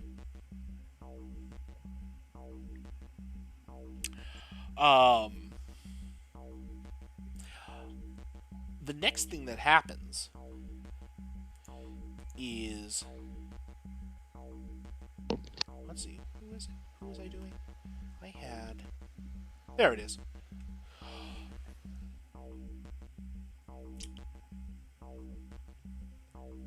Isla, as you are kind of like holding guys off, socking them, pushing them away, shooting them out with like an energy blast or what have you, you are suddenly bowled over by this blur of white.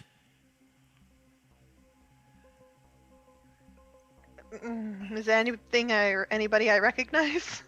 Go with and assess the situation. We can do that. Yeah, that sounds about right. Okay.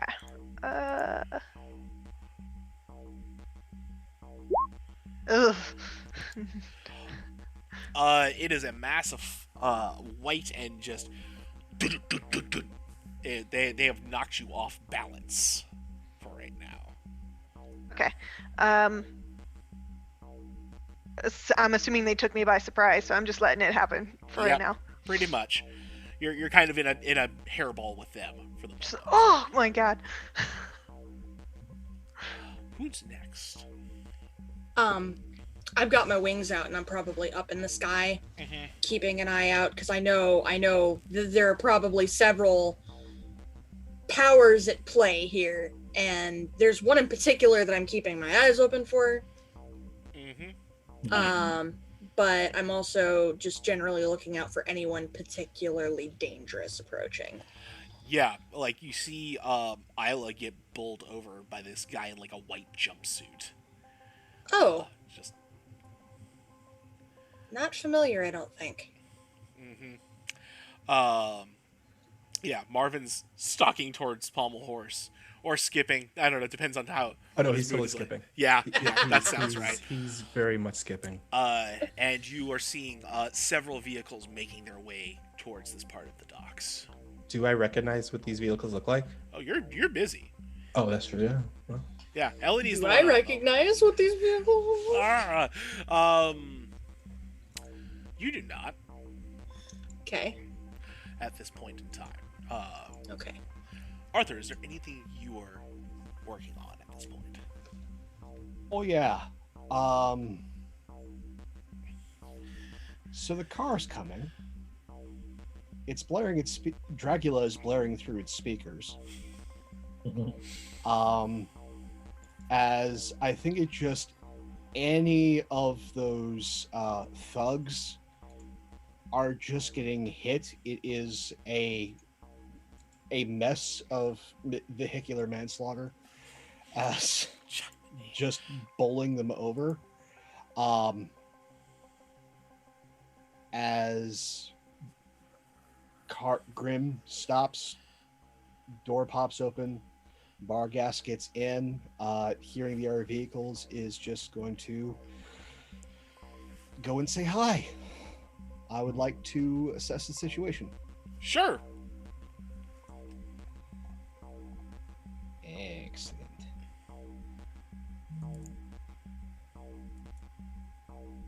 hit. That is a hit, indeed. So you get one question off the list. And because I've been reading the files, I get an additional 1. Sure. Actually, no, that's be mindful of your surroundings. Okay, so I get 2 questions off our list of goodies. All right, so what here is in the greatest danger? What here is in the greatest danger? Elodie. Okay. What here can I use to distract everyone?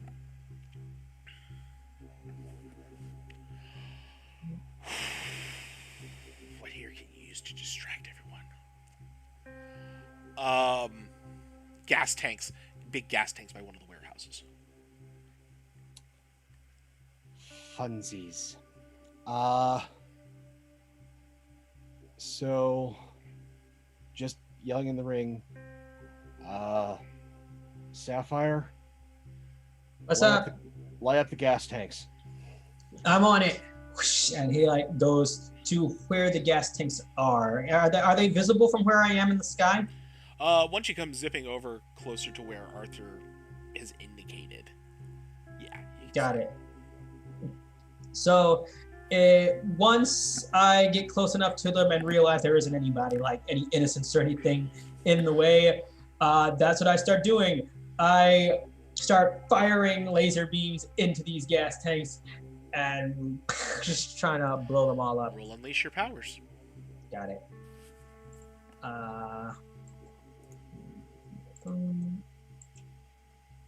That's a hit. Okay. 7. So, 7 through 9, mark and condition, or I will tell you how it's unstable or temporary. Once again, unstable or temporary.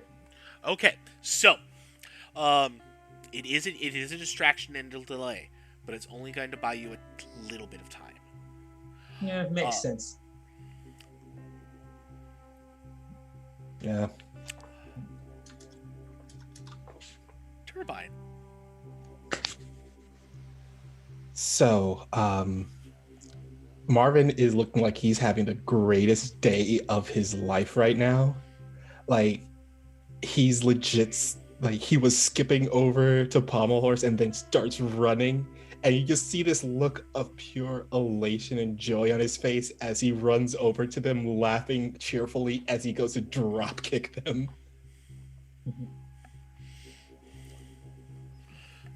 Sounds like a direct engagement. And once again, definitely Bull and China Shop. I mean, I assume you have Bull and China Shop on unless you're specifically not trying to cause mass property damage. Pretty much, yeah. Uh-huh. So, yeah, that's an 8. That's a hit. Oh, boy. Definitely going to take... because he already surprised them. Mm-hmm. Let's say... hold on, let's see here. Yeah, this time he's going to try to take something away from them. And I would get, yeah, like frighten them, because why is this young man looking so giddy while beating them up?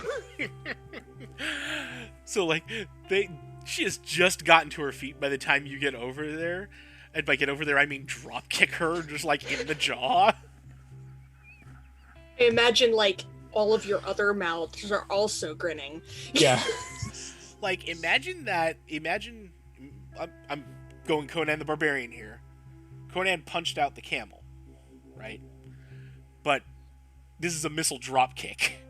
Yes. And she just goes down like a sack of potatoes. It's sad. And then Marvin, like, squats down next to her, looking all like, are you still gonna get back up and fight, or... She just lets out this wheeze.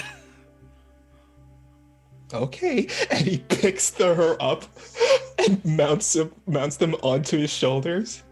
He turns and looks at everyone, and that's when the moment you see that pure look of joy and elation on Marvin's face.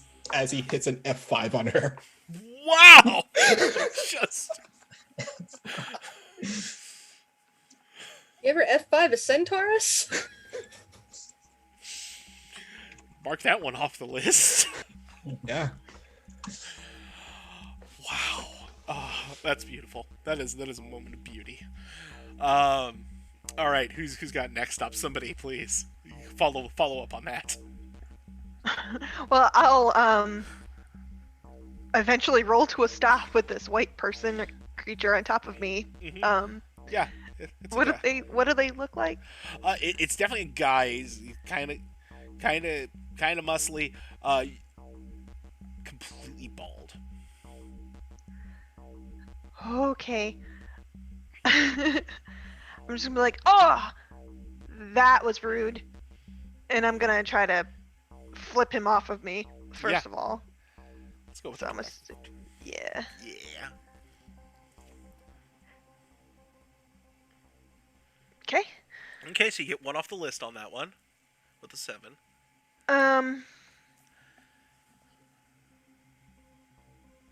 So I'm going to impress them Yeah. because as it's just I'm very fluid. So as soon as like we roll to the ground, I'm just like that was rude, and I just keep him going as I stand back up. I'm like, what the hell? And he lands, tucks into a somersault, and comes back up on the other side. Perfectly on his feet. He goes, "Yeah." Respectful nod. Hey, yourself. And now I'm done, and I'm just gonna rush at him again. All right. We'll come All back right. to that. So, can I assess the situation Sure. at this point? Absolutely. Yeah, I'm going to. Yeah, let's see. That's 9. That's 7 and 9. Ask 1. So I'm going to ask, what here is the biggest threat now that Marvin has handled Scary Lou Retton over there? When Jesus. who here is the biggest threat? Whoever's coming in those cars. Right.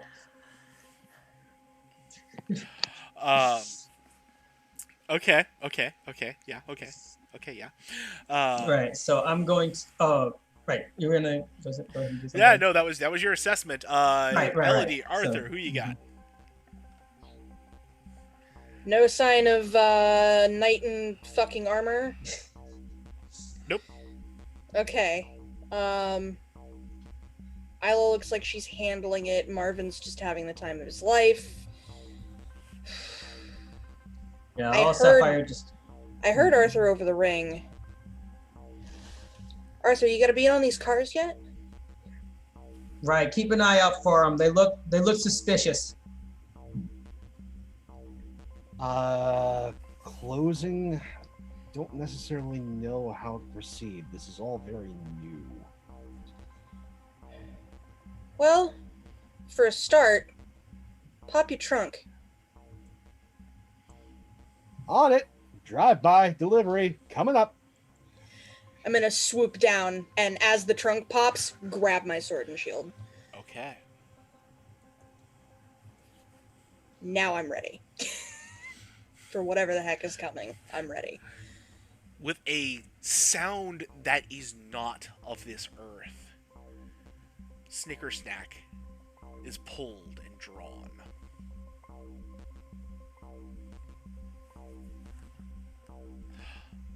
Arthur. Okay. Done the delivery. All right. Time to just charge in without thinking. So here's what I would like to attempt to do. This is a dock. I am going to try to hit some form of ramp. I want to fly up and have Grim and myself land atop one of the vehicles. we're doing a monster truck rally with a hearse. Yes, the real Gravedigger. Dukes of Hazard, that shit. Yeah, that sounds. I'm gonna go with a. That sounds like Unleash Your Powers. This is Unleash Your Powers. Okay. Because I'm using Grim, I get a +1 on this. Sure do.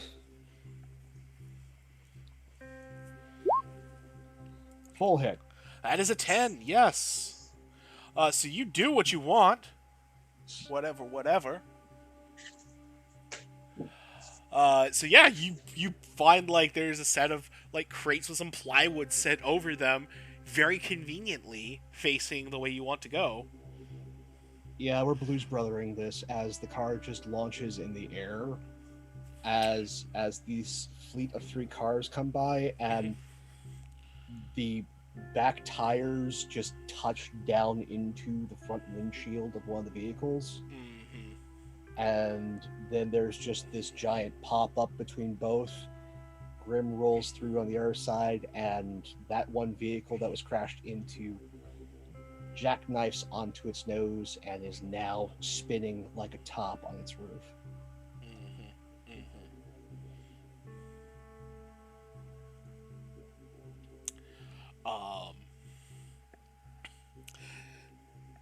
Yeah. That does indeed happen, and one of the rear car tries to peel off. Just doesn't quite make it. It smashes into the back, into the rear of the car in front of it, and spins out.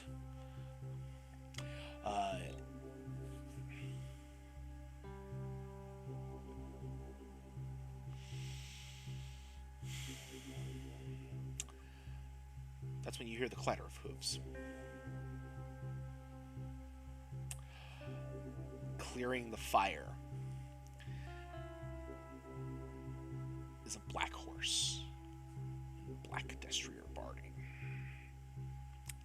And standing astride is the Black Knight.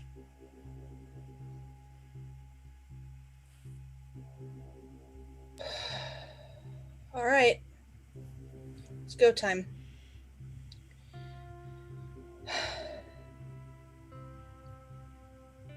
I'm going to swoop down, and I'm going to land, and I'm going to look him right in the eye. Well, visor.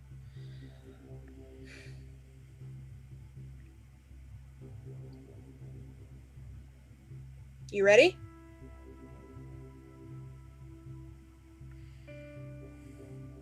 You wish for this to be the scene of your death. You think I'm going to die? That's cute. I'm Melody fucking Young. You ain't gonna kill me. Can I outrun destiny? No. I just gotta run faster than you. He draws his black blade. Salutes. Mark your doom. Oh boy.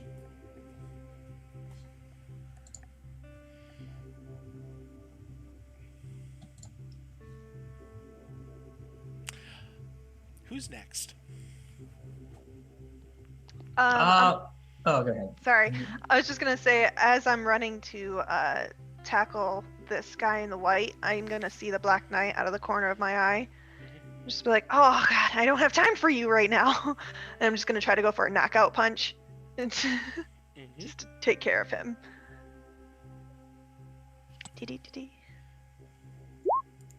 Oh no. Mark potential. So what happens is, you go in for the punch, and he just imperceptibly steps to the side just a little bit, and you snag on a piece of, on a board that's sticking up just enough. And he brings his elbow down on the back of your neck. Boom! Take a powerful blow. Oh gosh. Okay. Oh no. Oh no! Oh no! I have 2 conditions I forgot about. That would be a problem, yes. So, on a 10-up, you must do one of the following things. You must remove yourself from the situation. Flee, pass out, etc. You lose control of yourself or your powers in a terrible way. Or you would have to double up on the stuff off the 7 through 9 list, which is you lash out verbally, provoke a teammate to foolhardy action, or to take advantage of your influence to inflict a condition. You give ground, your opposition gains an opportunity, or you struggle past the pain and mark 2 conditions. I'm gonna say he knocked me out. I think he came down real hard, and Isla just. Very in keeping with his power set, actually, for him to be able to do that. So, Okay. Boom! Just one shot, and Isla's lights go out. Oh man. All right. Second thing. If I could go next, Yes. Yeah. Sure. So, quick question. The Black Knight, is he still on his horse? Yes. Okay. So, in that case, I'm going to try and defend Elodie. Basically add some, give her a bit of extra protection, and depending on how this works, how this turns out depends on how it'll. Okay, that's a 7. So what were you trying to do? hits. I'm sorry. Okay. All right. Sorry about that. Anyway, so what happens is Sapphire is going to give Elodie some backup, and this backup will come in the form of, while she's staring at the Black Knight, she hears the sound of some hooves coming up behind her with the sound of some bling, bling, twinkling crystal type things. And here comes a blue crystal unicorn, which is actually Sapphire. And just comes up to her like, you don't have to take him on alone. Hop on. I mean, I kind of literally do. This is it, Sapphire. Well, I mean, so, crap, so I can't help you? Sapphire, I know you want to. Believe me, I get it. But this is it. This is literally it, okay? This is the big thing that we've been afraid of. Right. It's happening, it's here, and I've got to face it. And I've got to face it alone. Right, I get it. And he just sort of like nozzles his little horse head at her, like, be careful, all right? I'm gonna go check out and see if Isla's okay. The other safe. Right. Yeah, he just gallops his way over to Isla in horse form. Elodie, please mark her doom.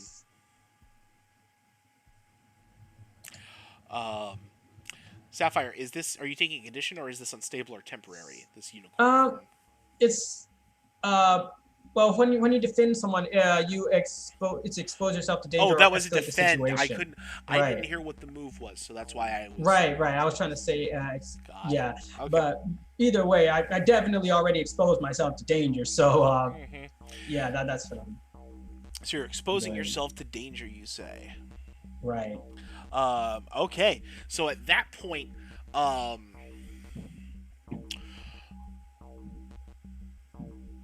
right, because basically what I ended up doing was going. I know what you're saying. I understand what you're saying. I'm figuring out what the exposing yourself to danger entails. Yeah, because I'm heading towards Isla right now, so I'm kind of running straight toward the guy that just pow, one shot it.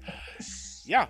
So you're running towards him, and what he does is he stomps his foot on the ground, and the boards start to crack and crumble in front of him. I'm gonna have you go ahead, and we're gonna have you take a powerful blow again, because that just feels like the right thing right now. Right. Oh. Big money, all whammies. That's the game we're playing tonight. All right, so here we go. Remove something from the situation. Yep. Use my, or 2 options. what's probably going to happen is,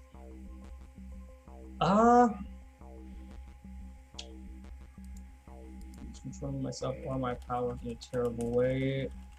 No, I'm not going to do that just yet. You know what?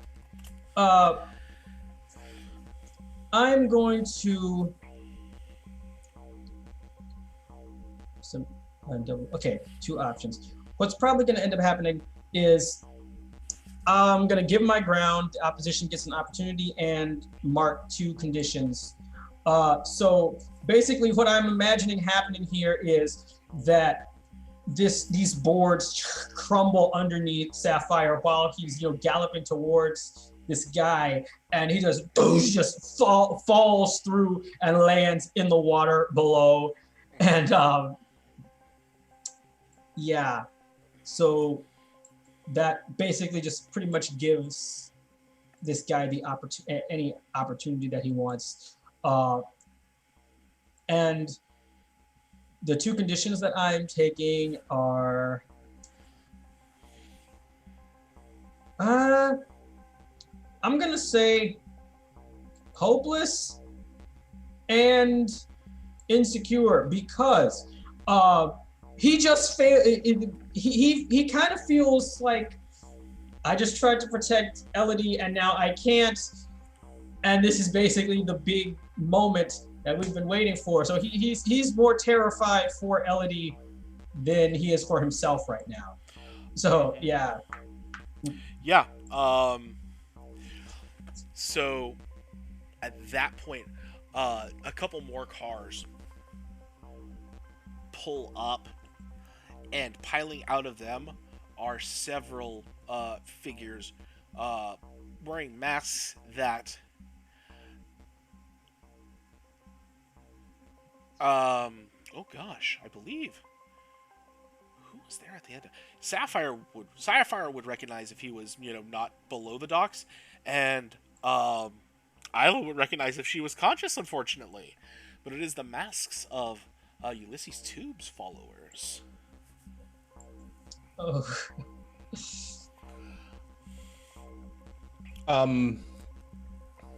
So Marvin sits up. It's like exactly when Isla goes down. That moment where Marvin had that look of giddy on his face is just gone. And he sits up and looks over at Isla. And he looks over at this guy that wrecked her. He reaches over, grabs Pommel Horse by their face, and just yeets them at this guy. I'm pretty sure that's an engagement. Hit a person with another person is an engagement. Yes. It's gonna be regular though. Sure. It's a clean hit with an 11. Yeah. Okay. Okay. Definitely want to surprise this other guy. Yeah. Yeah. Yeah. I feel like he would be surprised here. Yes.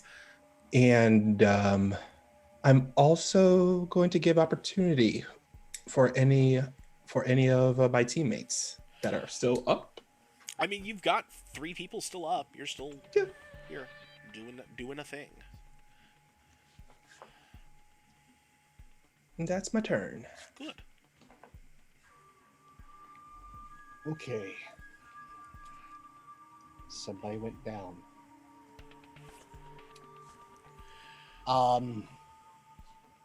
We have a panel inside the car.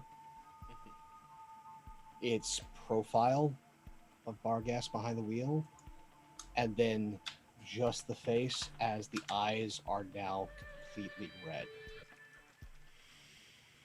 Oh no.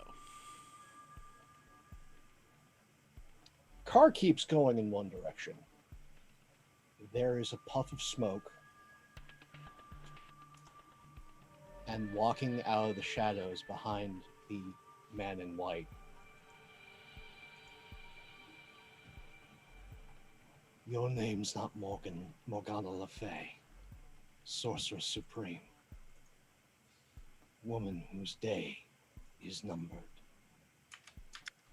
You are some minion of someone who serves her.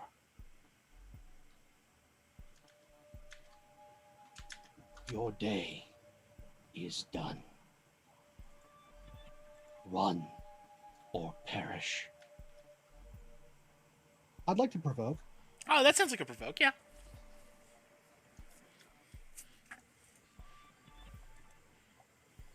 So...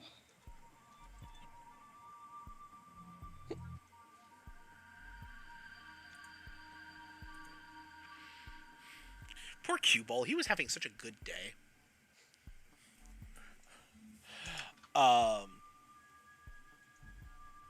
Oh, cue ball, I get it now.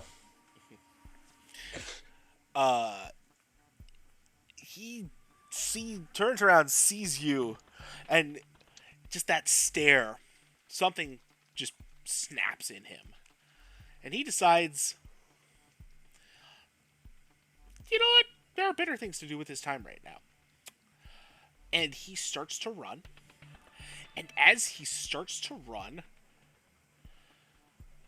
the door of one of the cars flings open, and he goes flying off the dock into the water.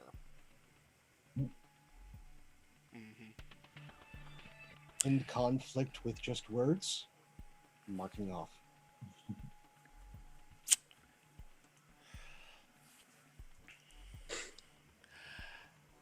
One immaculately filed heel sets foot out, followed by another. Drama Queen pulls herself out of the car.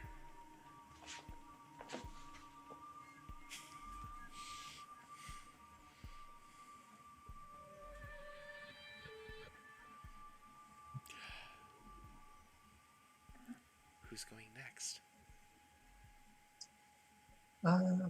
I guess I could. So, yeah. Sapphire was in the water at this point, but almost as soon as Cubal jumps into it, Sapphire comes out, and he's, back into his normal form. He's going to go try and find Isla and bring her unconscious body somewhere outside of the fray.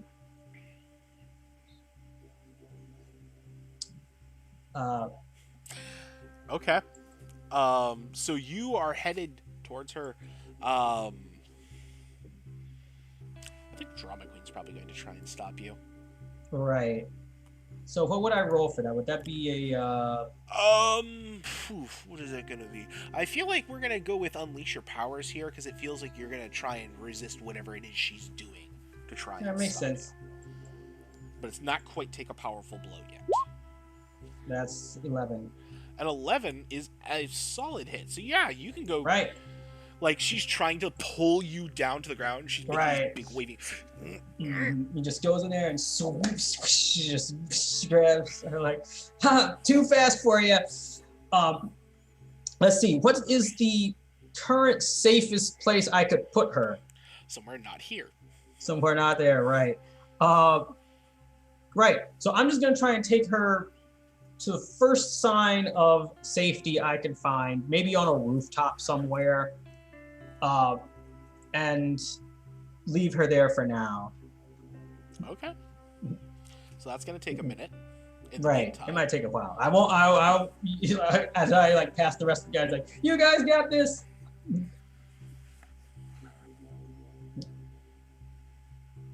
Okay, by- so... Oh, go ahead. I think by this point, Elodie has engaged tonight, and they are in combat. Okay. Here we go.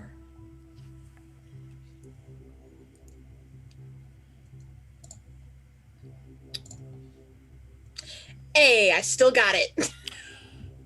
So how does this go for this portion of the proceedings?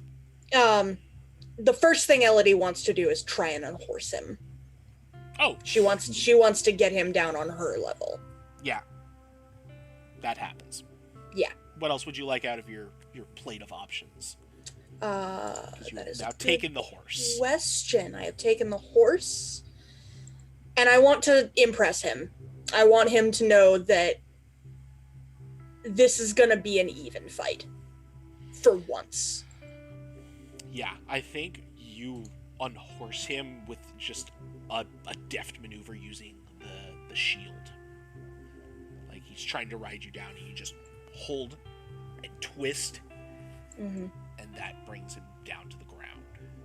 And he stands up from the mass of the horse.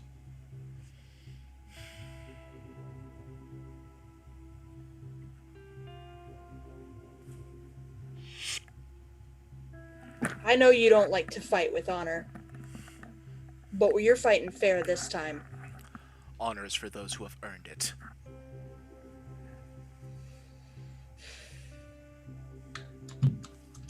I've earned mine. You hold no rank, you carry no title. What title? What fucking title do I need? You should be lucky I am soiling my blade with your blood. And that's when he heads in.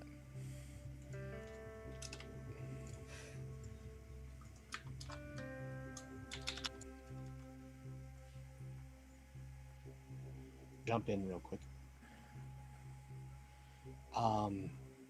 I can just, from what I'm saying, see like cue ball got knocked across by Drama Queen, but I also see just how upset Marvin is.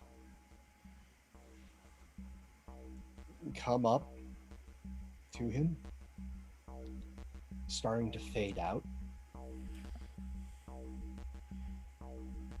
You go.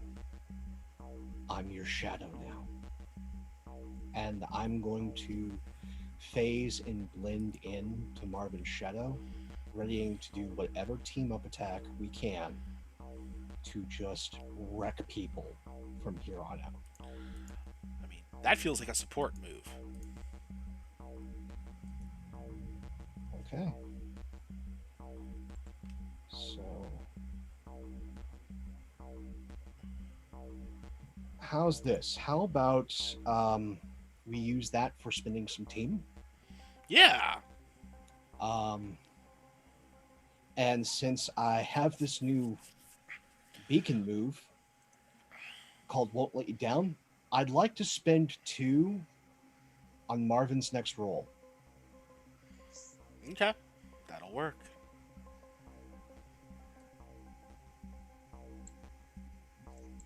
How much team do we have in total? Not as much as you'd hope.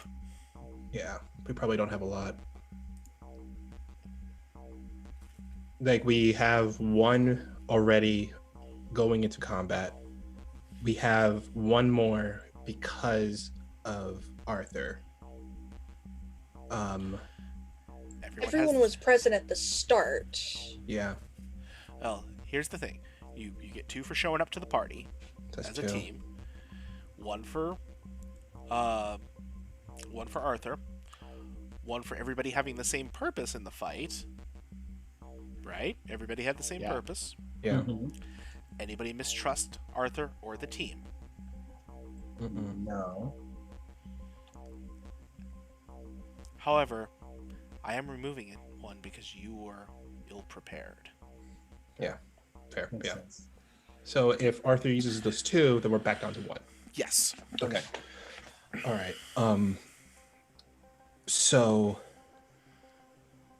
he looks back at Arthur, he's like nods, and he runs over to Drama Queen. And as he's running,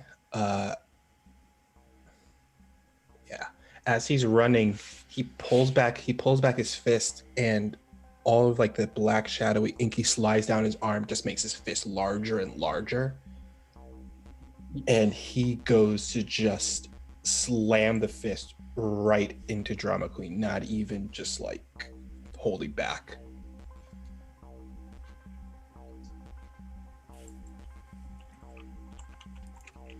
Let's see, and I will use Yeah, I'm gonna use China Shop. And I get +2 to it because of Arthur.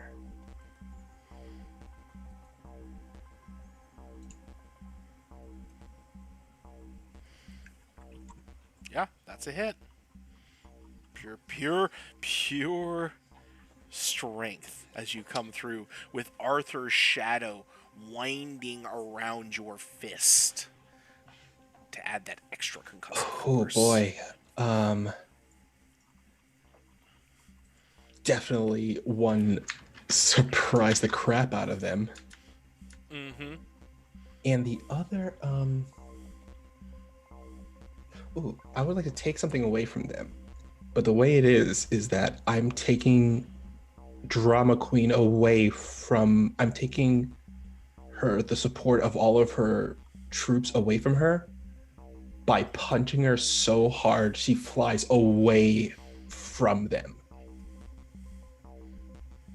Can I do it like that? I mean, you can take that support away, sure. So yeah, you land this hit, and like she had flung her hands up to try and block the shot, but you were just so quick, and she just couldn't quite get there in time. You hear the start of "Scheisse!" and she goes launching into the air. Yeah, that's my turn. And actually no. He like looks up to see where she's landing. Does it look like, and he like jumps up after her to follow in the air. That's where my scene ends. Okay, got it.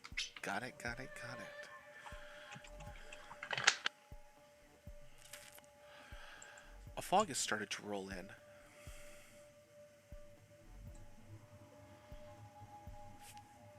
Come on.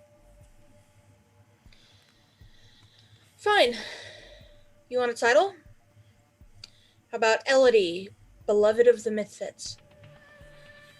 How about Elodie, she who is besworn to the Hussar? How about Elodie, partner of the Barghest? How about Elodie, champion of the Stalagmites? How about Elodie, beloved of the Nephilim? I've got a million of them. I can keep going. You want me to have a title? I'll make my own up. Your rules don't apply anymore. And they never applied to me. I want to provoke him. Do it. 7. On a 7, you get 1. They either stumble, you take +1 forward against them, they err, you gain a critical opportunity, or they overreact, you gain influence over them. I would like influence over him. He snarls and launches in recklessly with a swing. Get some.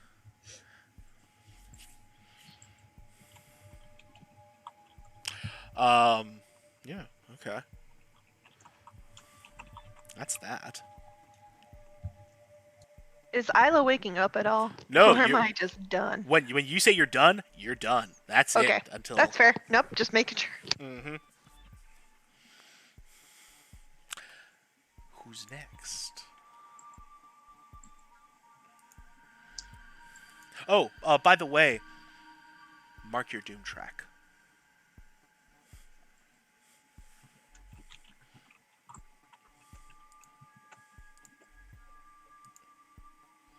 Time for just a tiny bit more. Who's got one last thing for me before I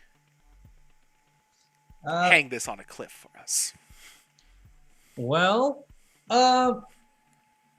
so Sapphire, of course, he's trying to go and find a place to put Isla down, and he finds a rooftop somewhere decently far away from the action, and just sort of, let's see, Can I find a good place on this rooftop to sort of hide her so that nobody gets her while while she's waiting up there? I think you can find a rooftop. Whether you think it's a good one or not, I think that's going to be up to you. Right. So what would I roll for that? I don't know if that's going to be a roll. I think that's Alright. something where you set it up, and then I'm going to have a response for you. Okay, fair enough. So, like, so yeah, he finds a rooftop of a building that's like a fairly nondescript building, decently far. Oh, you know what? It's a building with like a billboard sign thing on top of it. And so what he does is he like sort of places her on that little ledge, you know, where so that the catwalk where they paste up the new stuff. Yeah, I get what exactly. So he just sort of places her up on one of those, so that hopefully if anybody passes by, they won't like find her unconscious up there, and hopefully she doesn't like roll off or something.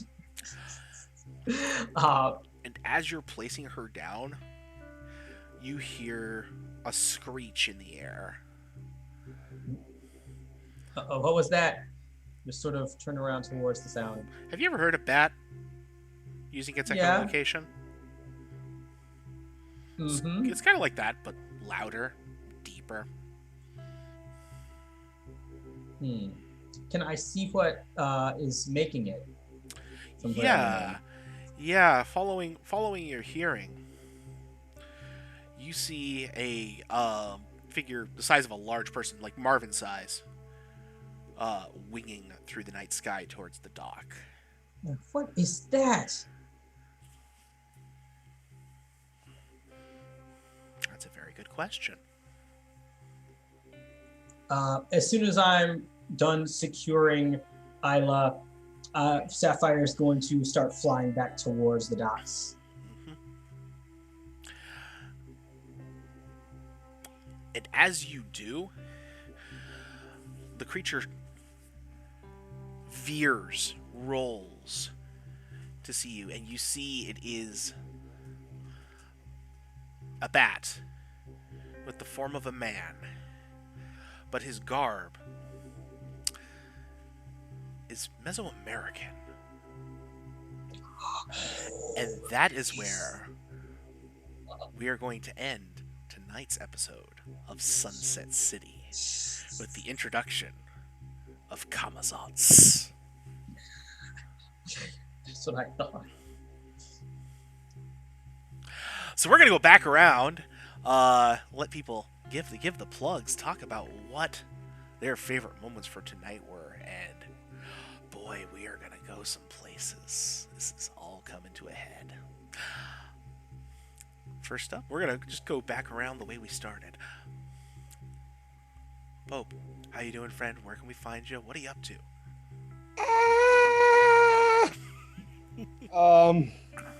Hey everybody, Pope here, Pope World on Twitter, Pope World on Twitch. I lurk in all your streams. If you want to see more of this silly face, to get a number of opportunities throughout the week. Wednesday, there's a double feature as I appear at 3 p.m. Eastern over on Follow Black Cats for the Hex Crawl. See me play an absolutely awful spy. As I play Sherlock, probably the most despicable character I have played in almost a decade. And then just shortly thereafter, 3 p.m. Eastern, over on Penny for a Tale, for some strange reason, they entrusted me to run a campaign of A Song of Ice and Fire. So running Brotherhood of Shadows with a certain someone. And they chose Eastwatch by the Sea. Water's bad. Really bad in that system. Right now they're away from it though, as they have been tracking some rather large dire wolves and encountered a wight who seems intelligent. So tune in then to see how that all plays out. Then Fridays over on Valdrian's channel, we get down with some Lancer in Shades of Tartarus. There's someone else who's an awfully good mech pilot that I get to play alongside. And then every other Sunday, do not miss it. Same Mythfit time, same Mythfit channel. As we come back with these folks, and I am terrified. As for the comic, I believe last time was the individual one, so this is the off comic week. Yes, it is. So, we get another issue of Zlizatrixis. As the issue's title is Queen Without a Crown. It shows her and Drama Queen throwing down at the Rose and Thorn, which is Liz's personal club. And it's a mess. It's a hot mess, folks. Do not miss that issue. Whew. That is a fight I do not want to be in the middle of. Corey, how you doing, friend? Where can we find you? I'm doing great. Again, I'm Corey Sparks, also known as Hyperlight Sparks. You can find me on Twitter at Hyperlight Sparks with an X. And once again, this was a blast to play. I can't wait to see where this goes from here. As for the comic issue, let's see. Oh, okay. So, this comic actually takes place in a city a little ways to the east, I guess, of Sunset. The city of Cadence, the city of Sound and Fury, as such they call it, where superhuman musicians called Wave Lords battle for supremacy in the secret society of these psychic musicians. They're trying to fight against the tyranny of the Camerata, run by the Maestro, this evil classical music type guy who kind of actually looks like you know the poster for Amadeus, that shadowy figure with the hat. He looks kind of like that. And basically he has this grand scheme in which it has something to do with these aliens who keep coming back and attacking the city for some reason, and nobody actually knows why except for the Maestro. And the grand finale of his plan is about to take place, and it's up to one girl, Mika Mendez, the daughter of his arch nemesis, to stop him. Wave Core Symphony, the first issue will be on shelves this month, and the cover of it shows Mika, the main character, standing there with the guitar, her electric guitar on her back, and a sword in her hand that looks like a giant treble clef with a bladed tip at the end of it. And yeah. Nice. Very nice. Celeste, how you doing, friend? Where can we find you? Oh, Ariana, we're really in it now. Hi, I'm Celeste PLS with way too many underscores on Twitter. I'm Celeste Shepherd here on Twitch. I show up on a lot of different people's streams, even though I don't really do a whole lot of streaming myself.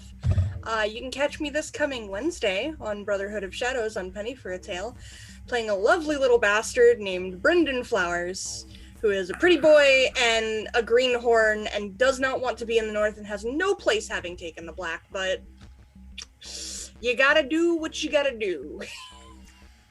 That's a lot of fun. That's really, I think, aside from this, all I've got going on, except for I've got a scheduled appearance over on Colin's channel, Colonomicon. Gonna be playing in a Pokemon one shot. Gonna be the very best, like no one ever was.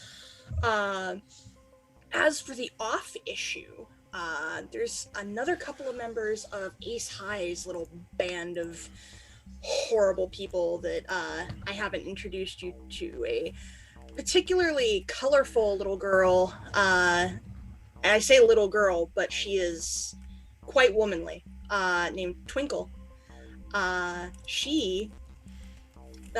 We need to do an introduction comic for her first, so we start the series Blink with her and her husband Frecky, and the story of how Frecky dabbled in magic that was far, far beyond what mortals should be capable of doing, managed to contact the pantheon of Norse gods, and then promptly was kidnapped by Odin Allfather for sullying his name, because Frecky's not a good person.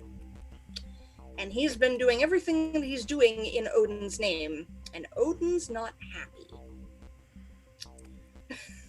Whoops! And Twinkle goes to save him. That's a heck of a story. Shouldn't you shouldn't take Odin's name in vain, especially, he's the kind who takes things personally like that. Absolutely not. The man's ego is astronomical, even for a god. It's true, and you should say it. Christy, how you doing? Where can we find you? Hi, I am Christy, also known as Polish Christy. You can find me on Twitch, Twitter, Instagram, all that jazz. Right now, you can actually catch my voice as part of a side quest on the Misconceptions podcast, or with their Patreon. I play in a side quest that's called Pokefolk, and my character is Syrah. She's a fire type Pokefolk, and you should totally check it out. It was a blast. Our friend David, Mr. Banana Socks, is amazing, and he's fun, and it's a cute time. I'm also going to be doing some other stuff with him in the future, so that's coming up. Let you know about that when I have more of a time frame. And then every other Sunday here with the most wonderful group of people that I am so happy to have as part of my life. So for the issue that I would like to present, I want to present a one-stop shop issue of Phantom Noir when he meets Geiger Gwen, who's a 1940s superhero who speaks like Katharine Hepburn and got short, curly, gorgeous locks, wears pantsuits, and can phase shift in and out of walls because of a radiation accident that left her with these superpowers, and now she's gonna go fight some Nazis. Because really, darling. You mean a certain radiation accident that may have happened in Russia that a certain person, when they moved the House of Mystery over there, happened?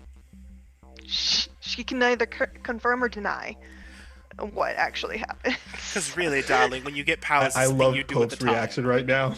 Yeah. I need this to be printed. I need this in my life. I need an animated series. Damn it! Well, this is officially canon. The ideas that we all just like throw out on whims and just get created. Because I didn't expect Phantom Noir to show up until TZ, our friend Technical Zombie, told me that Phantom Noir would be hired by Menace to locate Elodie and the Mythfits. I'll just throw out there that Geiger Gwen is kind of a character I've been working on. And one of my favorite things that I've already thought of is my friends call me Gwen. You can call me Gwendolyn. Oh, I need her. So Pope has the her biggest already. hard eyes right now. I know. I love it. Me too. Devastating. She's my favorite. I love this. I love everything about this.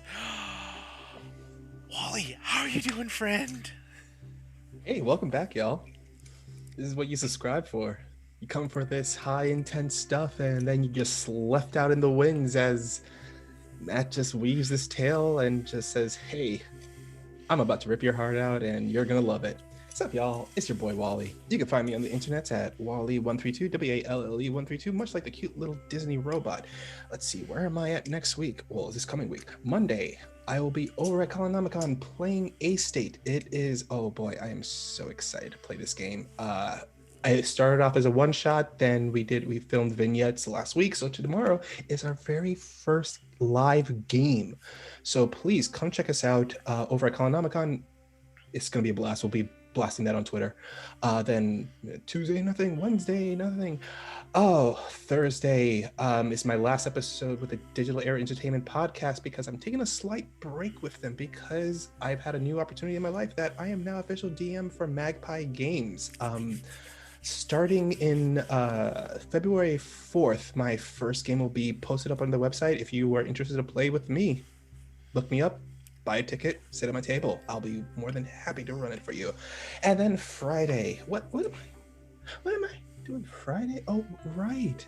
I do believe I'll be playing Lancer with a certain technical genius.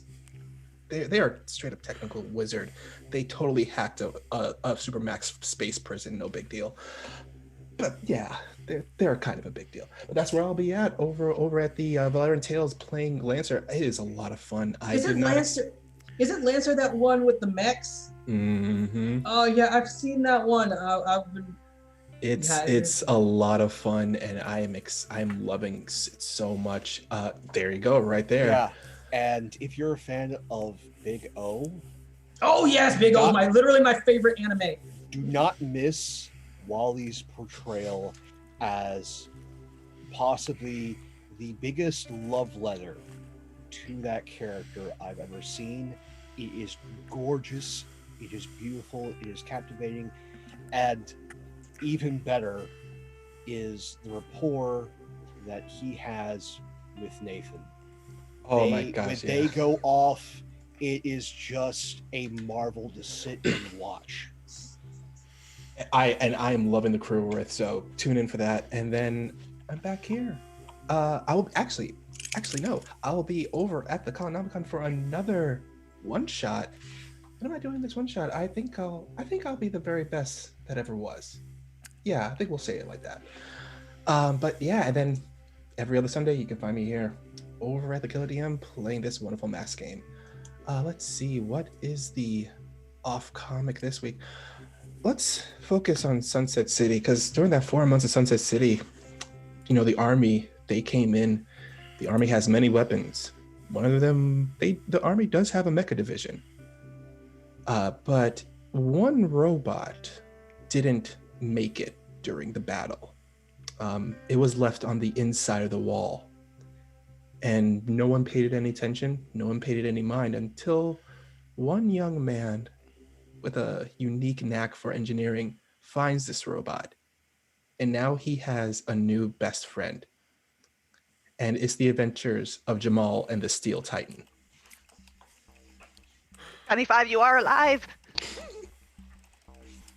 Jamal and the Steel Titan. Oh, that's glorious. It's basically a nice little, it's an all ages comic about a young man, young kid trying to weave the world that is teenage life. And also his best friend just happens to be a 20-foot tall robot. It's beautiful. I'm getting like both Iron Giant vibes and the big guy and Rusty vibes from this. Yeah, big time. Yeah, Big Guy and Rusty, that was awesome too. They're fantastic. And that other anime too, what was it called? Giant Robo?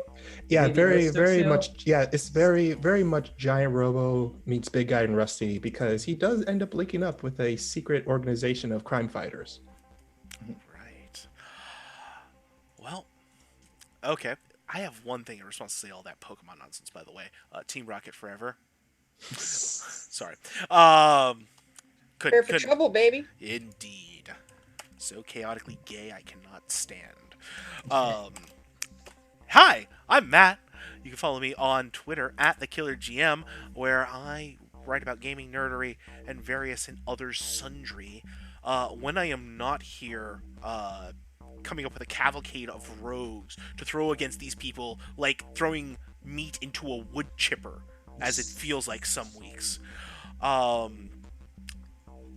I don't have anything going on right now just because I had a transition at work that futzed up my schedule for doing things. So I'm getting that sorted out and hoping I can start putting together some other games here real soon. But, follow these wonderful people, follow their shows, like what they do, love what they do, because they are some of the best people you can play a game with. And I am fortunate to be able to play with them here every other Sunday as our wonderful super group. And as things are moving to the climax, I didn't expect to quite move there this week. But hey, you know what? We play to find out what happens in our stories. And we come down to it. There's only one thing left to say. If they kill a GM, you can always bet your life on it. But wait. We've got some post-credits. Because what is a good comic without its stingers? I've got 2 this week. The first one. We see an armored boot stepping onto a boat and casting off a dock into the fog.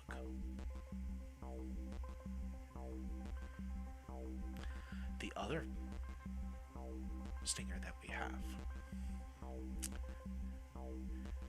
is a black and green jet boot setting down in the city, looking towards the docks and seeing the wreckage and fire rising from it. He turns to the side. Darkstrider looks over to Gorilla Ice. Want to take back our city? I've been waiting months to do this. And that is where we will leave things tonight in Sunset City, my friends. Good night. Good night.